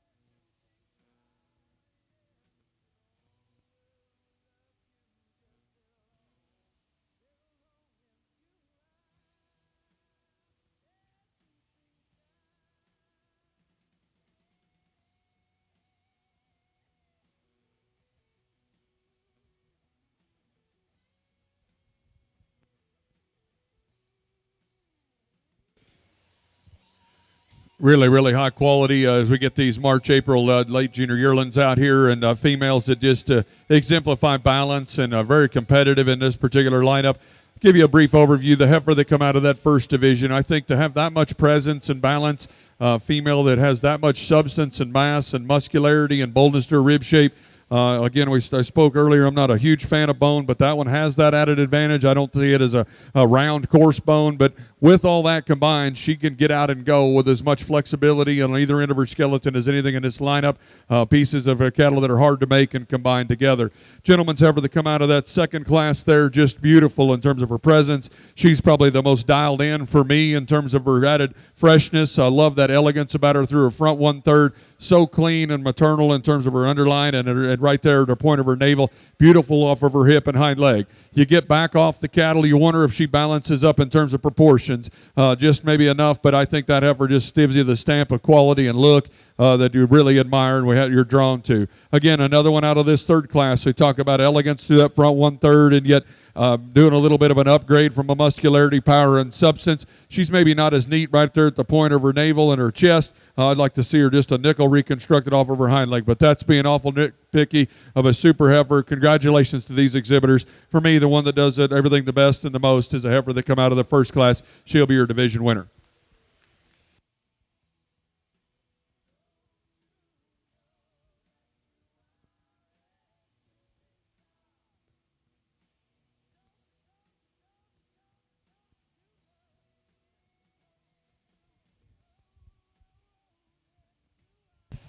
Congratulations to our reserve Junior Division 1 champion there. That is Lane Toledo of Visalia, California with tag number 228. And Caitlin Poser of Denton, Montana. Tag number 164 is your Junior Heifer Division champion. We'll move on now to class number 13. 13, these are early junior yearling heifers. Taking a look at some February calves here from 2024. Braxton Reinerson of Broken Bow, Nebraska, bringing us tag number 177. Also, tag number 100 from Horseshoe Angus Ranch of Connell, Washington. Hadley Hanson of Ellensburg, Washington, tag number 82. Kennedy Eckwartzel of Nye, Montana with tag number 60. Elizabeth Jordan of Alva, Wyoming, tag number 113. Jack Gillette of Roy, Montana with 73. And Gordon, Nebraska's Peyton Scott bringing us tag number 190. Class 14, you're on deck. Class 14, you're on deck. That'll be 115, 31, 83, 194, and 145.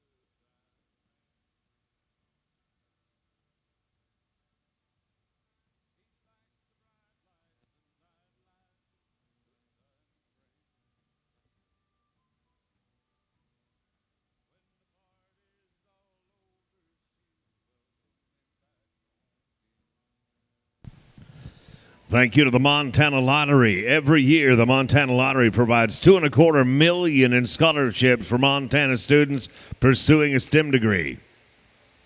Your ticket purchase helps fund these scholarships. Thank you for playing. Rivera Bank, a proud sponsor of the Supreme Rose Show, and that's going to happen right here tomorrow evening, October 18th. It'll feature all the Grand Champion bulls and females. We'll invite the Open Show champion to join us. Both Supreme and female bulls are going to receive a $3,000 check. Judging here in the Expo at 6 p.m. and selection will take place up at the Ranch Rodeo Finals at 6:30 p.m.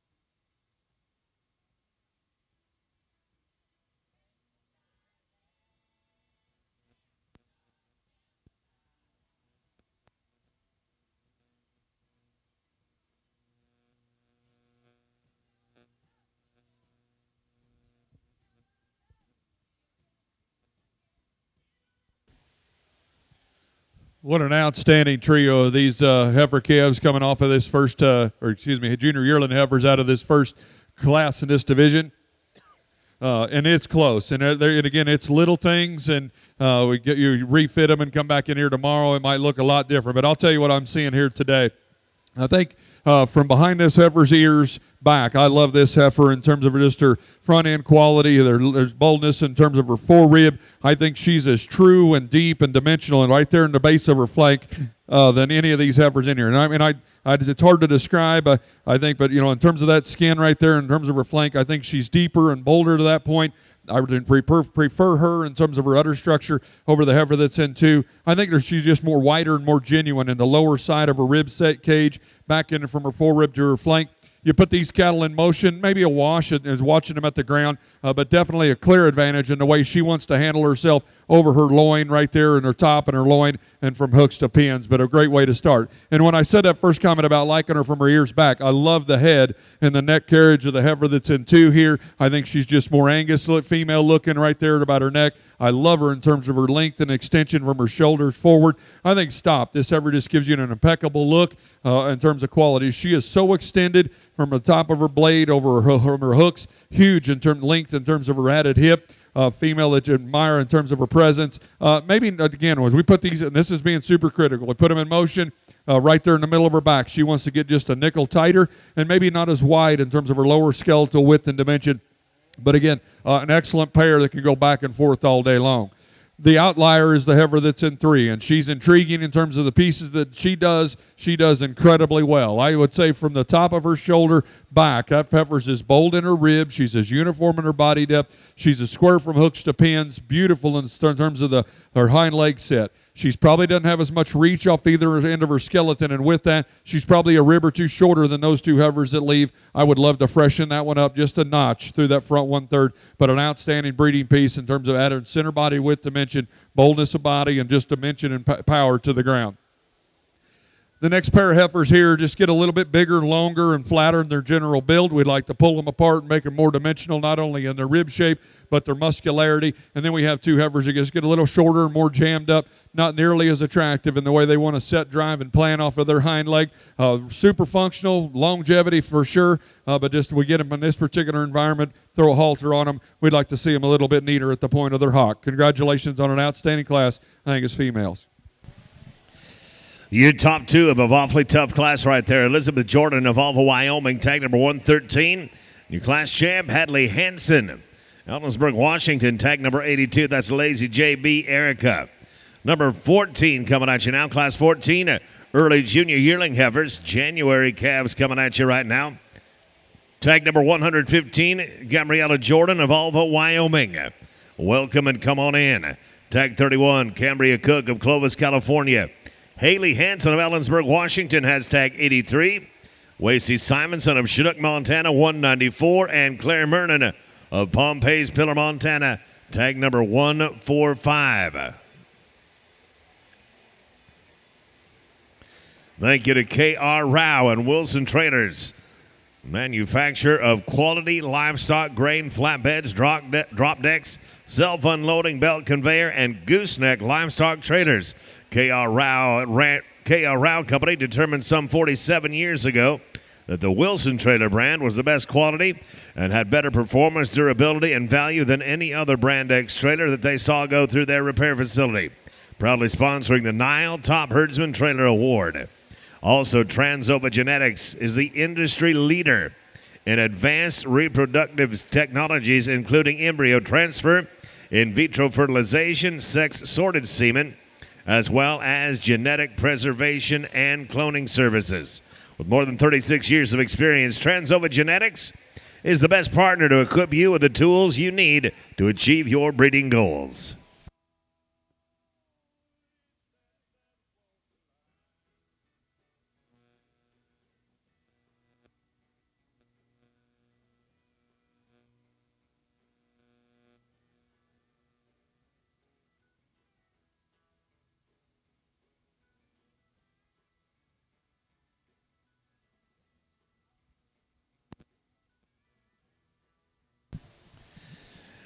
We need all of our division winners with your hammers cocked, please. We're going to make selection of our grand champion here before long.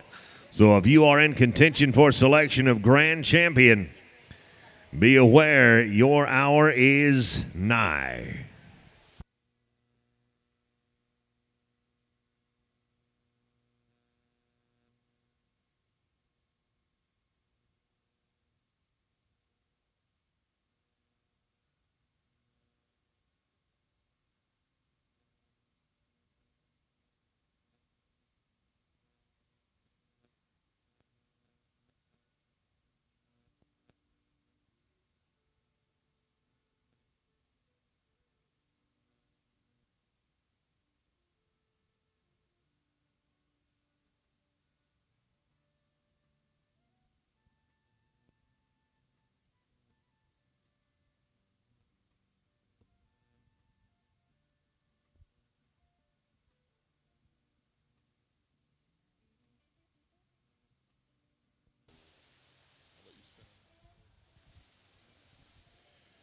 Got an outstanding way to start this particular class. I think this female just excels and dominates these particular four in this drive. I think so elegant and attractive through that front 1/3, just explosive in terms of her midrib there, powerful out of her upper hip. Probably the first to admit she's going to be one of the bigger ones that, in terms of my liking, but I think with that everything's proportional in terms of her added size and length and skeleton, and you put that heifer in motion and she wins this particular drive easy. Heifer that's a little more complicated for me to find a home for is a heifer that's in 2, and it's just because her shoulders don't fit into her body right. We'd like to see her more expansive into her forerib right there, stronger in behind her blade. Maybe want to clean that one up in terms of her udder development as well. The heifer that's in 3, maybe a little more conventional in her size, really bold and deep and stout. I love her from the top of her shoulder back, right there from her elbow, the uniformity of her body depth, the hip and hind leg that she has, a beautiful set to her hock. We got to make that one cleaner, trimmer, and fresher from her shoulders forward to get up to that heifer that's above her. The heifer that's going to conclude the class, again, a big outline, long pattern, extended individual. I like her in terms of her movement. Again, I think this one's a little bit out of balance. She's the deepest point on her today is at the base of her chest. I'd like to see her fuller from her forerib back into her rear rib and flank. Congratulations, outstanding class winner. Tag number 115 finishes second in the class there. Gabriella Jordan of Alva, Wyoming. And Claire Merton of Pompey's Pillar, Montana. Tag 145, the class champion. Let's make selection now of our Junior Heifer Division 2 champion. And reserve, welcome back to the Himptana Show Ring. All those in contention for selection at Junior Heifer Division 2 champion. Origin is breeder-to-breeder genetic services, the first and largest genetics company founded and operated by beef cattlemen for beef cattlemen. One stop for a custom semen collection, sex sorting of semen, and sales of semen, featuring the #1 Angus sire of progeny, registered for the past 3 consecutive years and 4 out of the last 5 years. Biozeme and VitaFirm, make sure to provide the best quality vitamin and mineral supplement to your herd with the VitaFirm line, powered by Amifirm. A prebiotic proven to increase intake, digestion, and absorption. VitaFirm is proud to sponsor this year's NILE.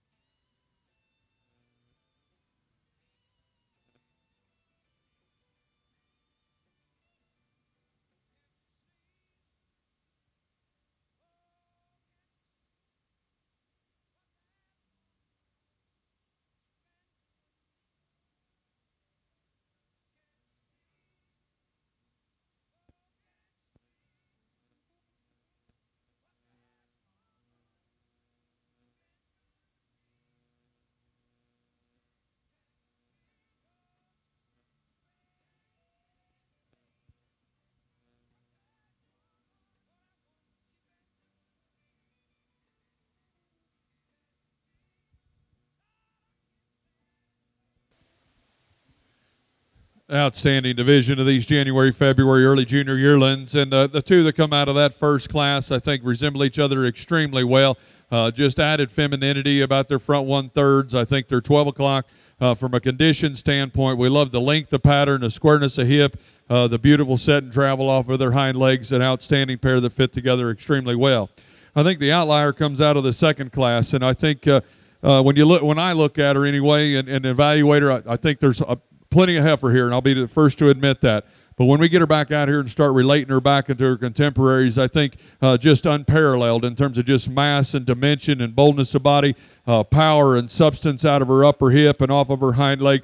I think she becomes, you either got to use her or leave her, and I think that's a heifer. That's a decision that you got to make, because I think all these cattle offer breeding pieces, but she's probably got the most breeding pieces and an extremely intriguing. And what she does very, very well. She'll be your champion in this particular drive. Congratulations to that young lady. We'll use the class winner out of class 1 to be your reserve. Congratulations to your reserve champion there, Hadley Hanson of Ellensburg, Washington, with Lazy JB Erica, and your class champion, Colburn Sarah's Dream, shown by Claire Mernon of Pompey's Pillar. That is your champion, heifer Division 2. We go to a single entry right here, class number 15. Class 15, tag number 24. This is Timber Billman of Rigby, Idaho. Late senior yearling heifer calves here, looking at a November baby.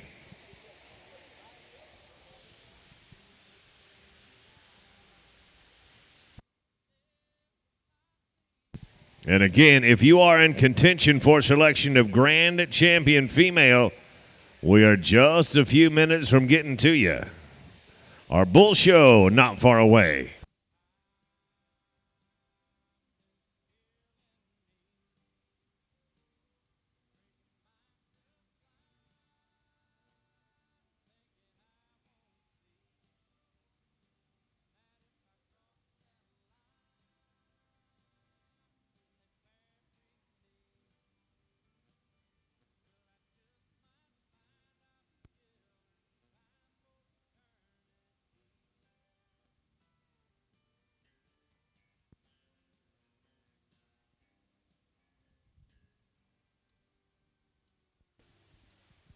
We get our first senior yearling in here coming around. The young lady's got, again, super bold in her body. They're very dimensional in terms of her added muscle. But personally, I'd like to see this one farther along in calf for her age. We'd like to see this one approaching production if we could by all means. But that's being picky. Of a nice single entry. Congratulations to her.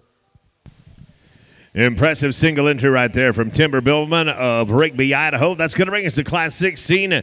Another single entry right here. This one coming to us from Pompey's Pillar, Montana. Tag number 150, shown by Cooper Mernon. And following this class, we will select our senior champion female, and from there, it'll be selection of the Grand Champion Female.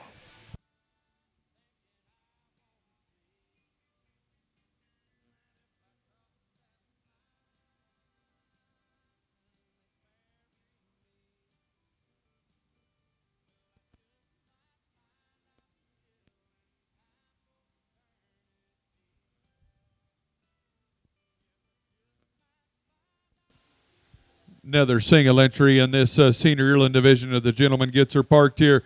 She's done everything that we've asked for in terms of, I'm assuming, had a good show career, but this is where all the rubber meets the road. The gentleman done a great job from a fertility standpoint of getting her bred up on time, or even a little bit early here in terms of getting her into production. Beautiful in terms of her front end presence, and fresh in terms of her condition. Plenty enough milk here as a 2-year-old. Congratulations to him on an outstanding winner. Impressive single entry right there. Tag number 150 from Cooper Mernon and Pompey's Pillar, Colburn Sarah's Dream. We will now move to make selection for our senior champion female, and from there, Grand Champion Female. If you are in contention for selection of Grand, please be ready. You are only moments away.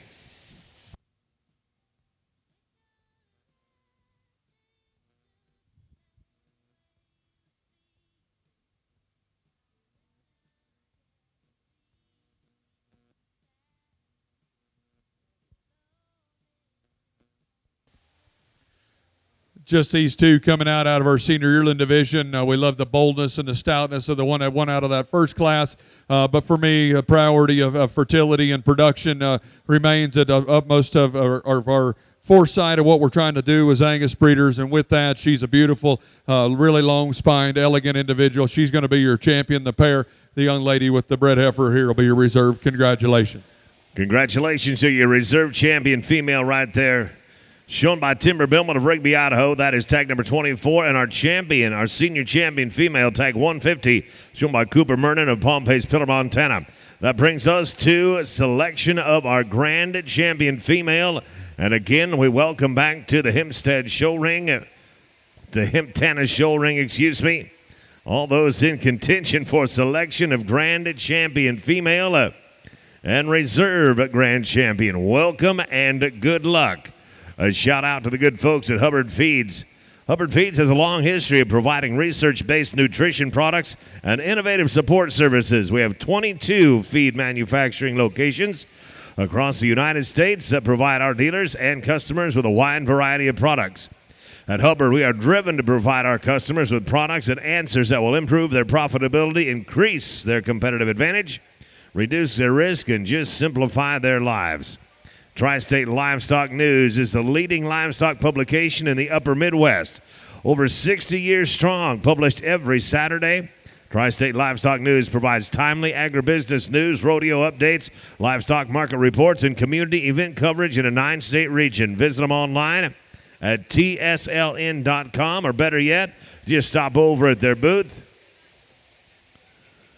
and say hi to Jeremy and Leah at the Tri-State Livestock News booth. The Northern Ag Network, KGHL, NILE Stock Show is brought to you by the flagship station of the Northern Ag Network, home of award-winning farm broadcasters Taylor Brown, Coulter Brown, Andy Schwab, and Colton Young.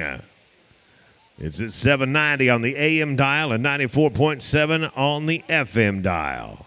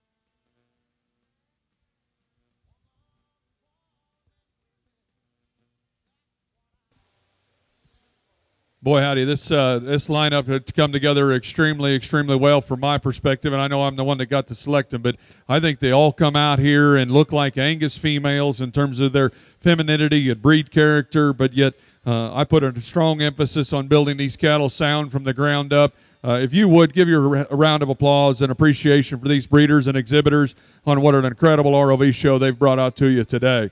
start out there with those heifer calves. Both of those individuals, I think, going to have an extremely bright future. The young man's heifer just so fresh, and to me, she's just so correct in her build, her structural integrity, her boldness of her body to have that much rib shape and design at that fresh and stage of the game, and yet looks so neat up front. I think definitely a contender here out of that winter calf division. She is so unique in terms of her length and extension from her shoulders forward. She's got as much rib shape and capacity and uniform body depth from her elbow back into her udder right there. And then we put these cattle in motion. I'm probably as big a fan as her in terms of her structural integrity as any, so long and square from hooks to pins.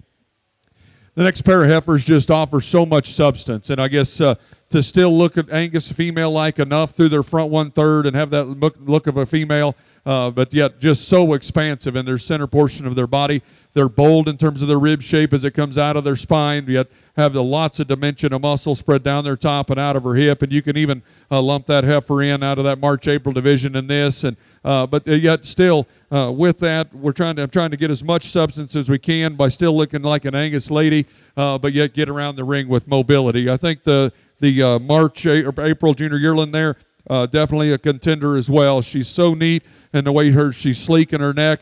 She's bold in her rib and powerful out of her upper hip. You get her back out here, maybe in comparison to some of these others on either side of her, I'd like to take just a nickel of that chest out of her from a condition standpoint, but that's being awful nitpicky.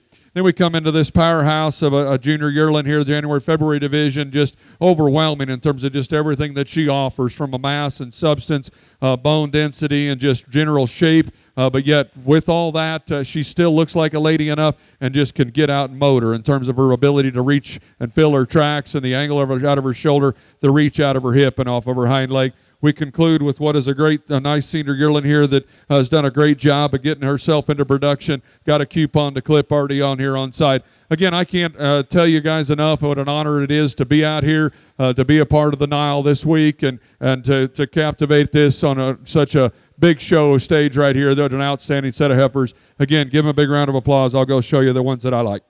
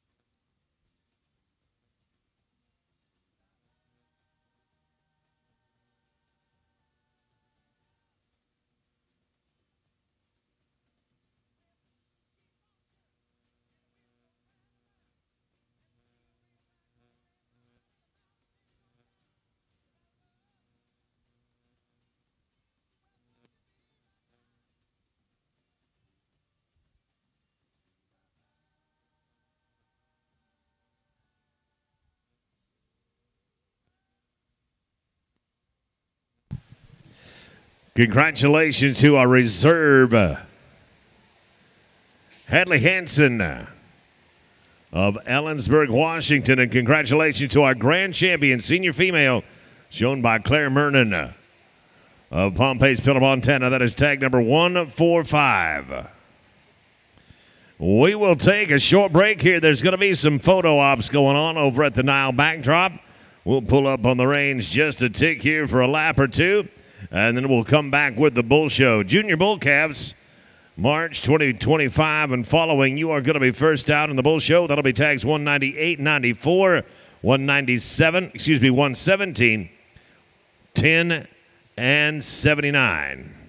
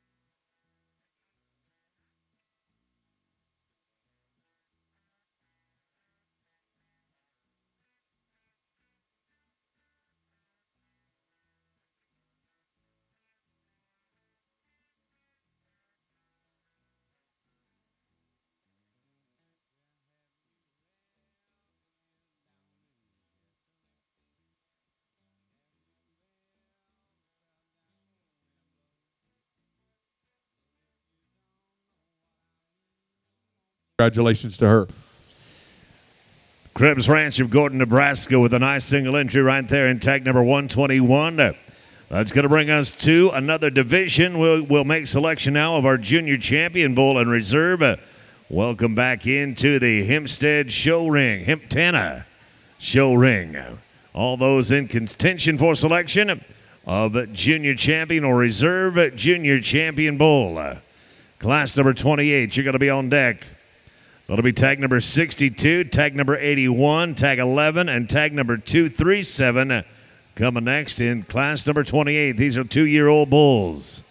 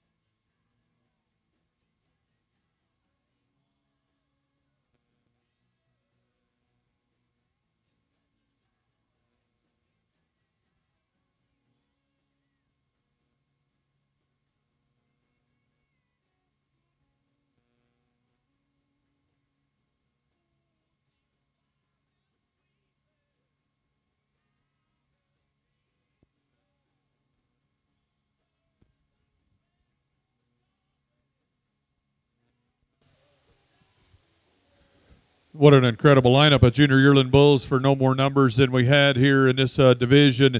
I think you got 3 of them out here in contention that represent 3 different classes, but still out of the one age group. And to just give you a brief piece of my mind, I guess what I'm trying to see and what we're looking at, the bull that come out of that, I believe it was an April division or class, just incredible in terms of that front end trimness and that up-headed look to him, but yet really masculine in terms of the shape of his crest. Really like him in terms of his muscularity and the shape he has down his top and out of his upper hip. He's still plenty bold in terms of his rib shape and design. Really admire him in terms of the way he wants to set and drive off of that hind leg. Really powerful in terms of his way he meets the surface and plenty of flexibility in his cushion. We'd maybe like to get him to retract his penis a little bit, but that's being awful nitpicky of a really high-quality individual. Young lady's got a nice bull come out of that second class, I believe, of our marches. Just gets overwhelmed in this particular lineup, I think, on just sheer mass and quality. The young lady that come out of this, maybe a February class, I believe, that bull's just incredible in terms of his proportions, his balance, his look. He is so deep and so massive at his midrib. You maybe from this far, you wonder if there's enough bull there. You get up on him, there's plenty of dimension and mass and substance to me. And then what's so intriguing about him with all that added look and class from a balance and presence standpoint, that dude can really get out and go, pick up his knee, flex out of his upper hip and his hock. A really intriguing breeding piece the young lady's got there. Again, another super high quality one to come out of this January division. He's so trim and fresh and complete. Love him and admire him in terms of how clean his sheath is right there. Again, so dead level and nearly level down his top line. I think maybe you get to comparing them back and forth in this particular class, and I'm guessing it's management to this point in time who got to see cows this summer and who didn't. But he's maybe not quite as full in his forerib. and maybe he would be, in my opinion, be just a little bit off in terms of the way he goes off of his hind leg relative to two that do it so well. But an outstanding class drive of bulls. Would you please congratulate these breeders at this time?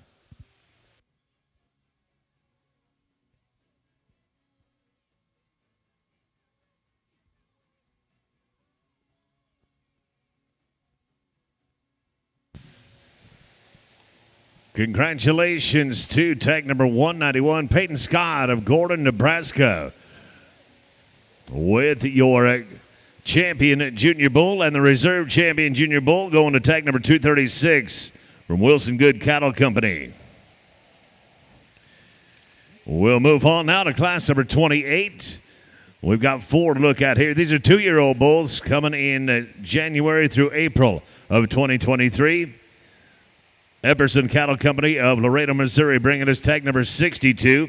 Green Ranch of Billings, Montana, tag 81. And Bargree Cattle of Columbus, Montana, with tag 11. And Wilson Good Cattle Company bringing us tag 237. And those are the 4 for class number 28. This will be your senior champion bull, and from there, we will select our grand champion and reserve grand champion bull.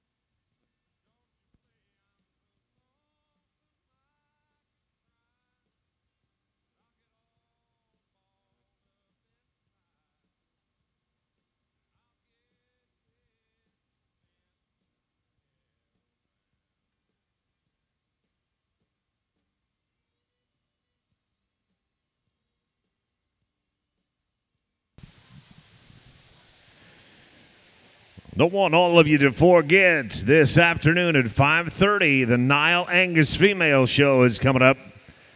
That is going to be female sale. I'm sorry, I said show, didn't I? Wonder where I got that from. The sale, the NILE Angus sale, coming up this afternoon at 5:30. If you can't be there in person, you can bid online at northernlivestockvideo.com. Put that one on the must-do list. The NILE Angus Female Sale tonight at 5:30. Also, our Merit Heifer Show is coming at 2:30. About an hour from now, we'll open up the desk. You can get registered as buyers. And then, of course, we do have our National Hereford Tour. They're showing up this afternoon and tomorrow. Going to be an outstanding way to finish the NILE for 2025.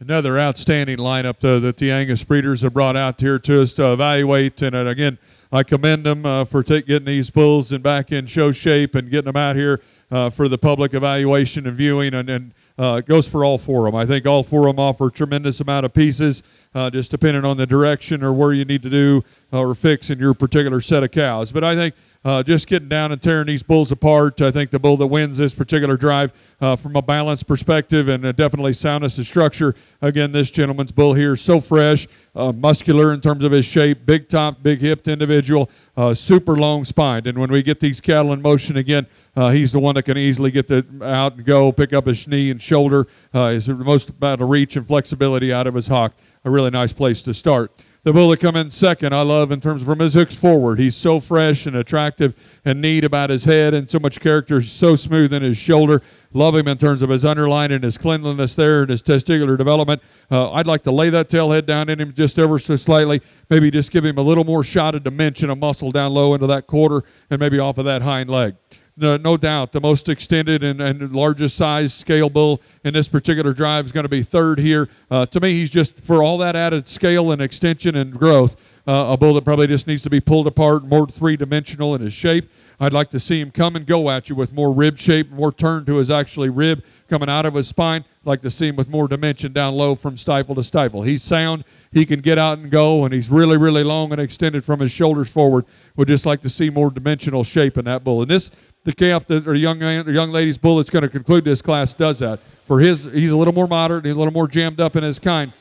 But with that, he's bolder and more true in terms of his rib shape and design. He's stouter as you view him from behind. I would love to lay that tail head down into his spine and clean him up through the base of his chest, but that's being awful nitpicky on an outstanding set of 4 senior bulls that these exhibitors and breeders have brought out for our evaluation. Congratulations.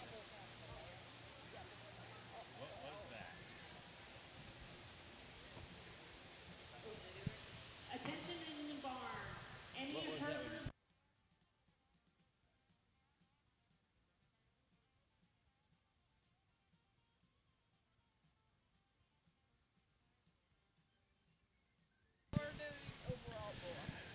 Your reserve senior champion bull wears tag number 11 from the Barragee Cattle Company, Columbus, Montana, and your senior champion bull from Wilson Good Cattle Company of Dora, Missouri. We're going to go for selection of our grand champion bull. Welcome back to the Hemp Tennis Show Ring. All those in contention for selection of grand champion bull, and good luck. And a thank you to all the exhibitors today. 131 heads showed in the Angus show. Thank you to all of our exhibitors. Thank you to our judge for doing an outstanding job, John McCurry of Hutchinson, Kansas. Thank you to all the help in the show ring. Like we said, 131 head. Not too shabby.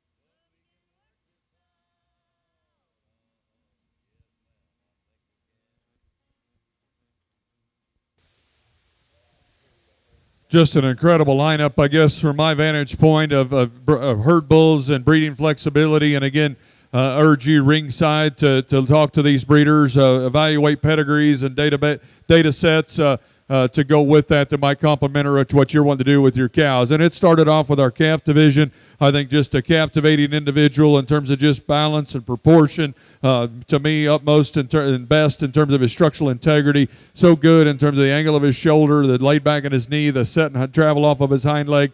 A really intriguing breeding piece. Our fall bull, there come behind him, just so much added performance, length, and extension. Really soft in the way he goes and advanced in terms of his testicular development. We get into this intermediate bull. I think very, very nice in terms of his added freshness through that front 1/3, the boldness and the depth to his body, the squareness out of his hip, a really neat and attractive set to his hind leg. The junior yearling bull the young ladies got there, I think just kind of an outlier in terms of what he offers in terms of added mass and dimension and structural integrity. For a bull that's no bigger than he is, I think, like I said, in division, he strikes you as maybe a little bit moderate, but you get on top of him, there's plenty of capacity, plenty of dimension there to go with it. He's just incredible, and those are pieces that are, to me, extremely hard to make and build as a breeder. The senior champion bull come out of an extremely tough lineup there. So long and attractive, big-topped and big-hipped. Advanced in terms of his testicular development. I love the hip and hind leg. Maybe not the center body shape and dimension and lower body as some of these other bulls, but an outstanding lineup. Again, I want to urge everybody to congratulate these breeders. We'll go out and pick you a pair of champions. Congratulations. Thanks again.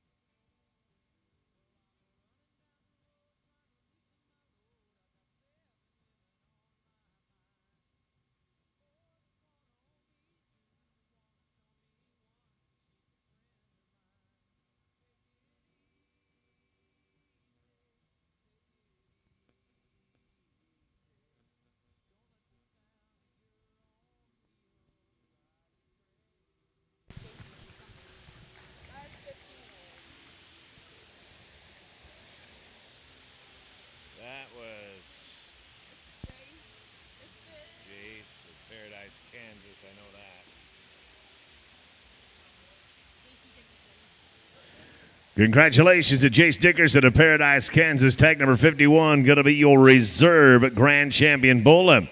And our Grand Champion Bull coming to us from Gordon, Nebraska. Congratulations, Peyton Scott. Tag number 191. Again, your Grand Champion Bull at the NILE for 2025. And again, that does conclude our Angus ROV show. And again, thank you to all the exhibitors. 131 head showed today.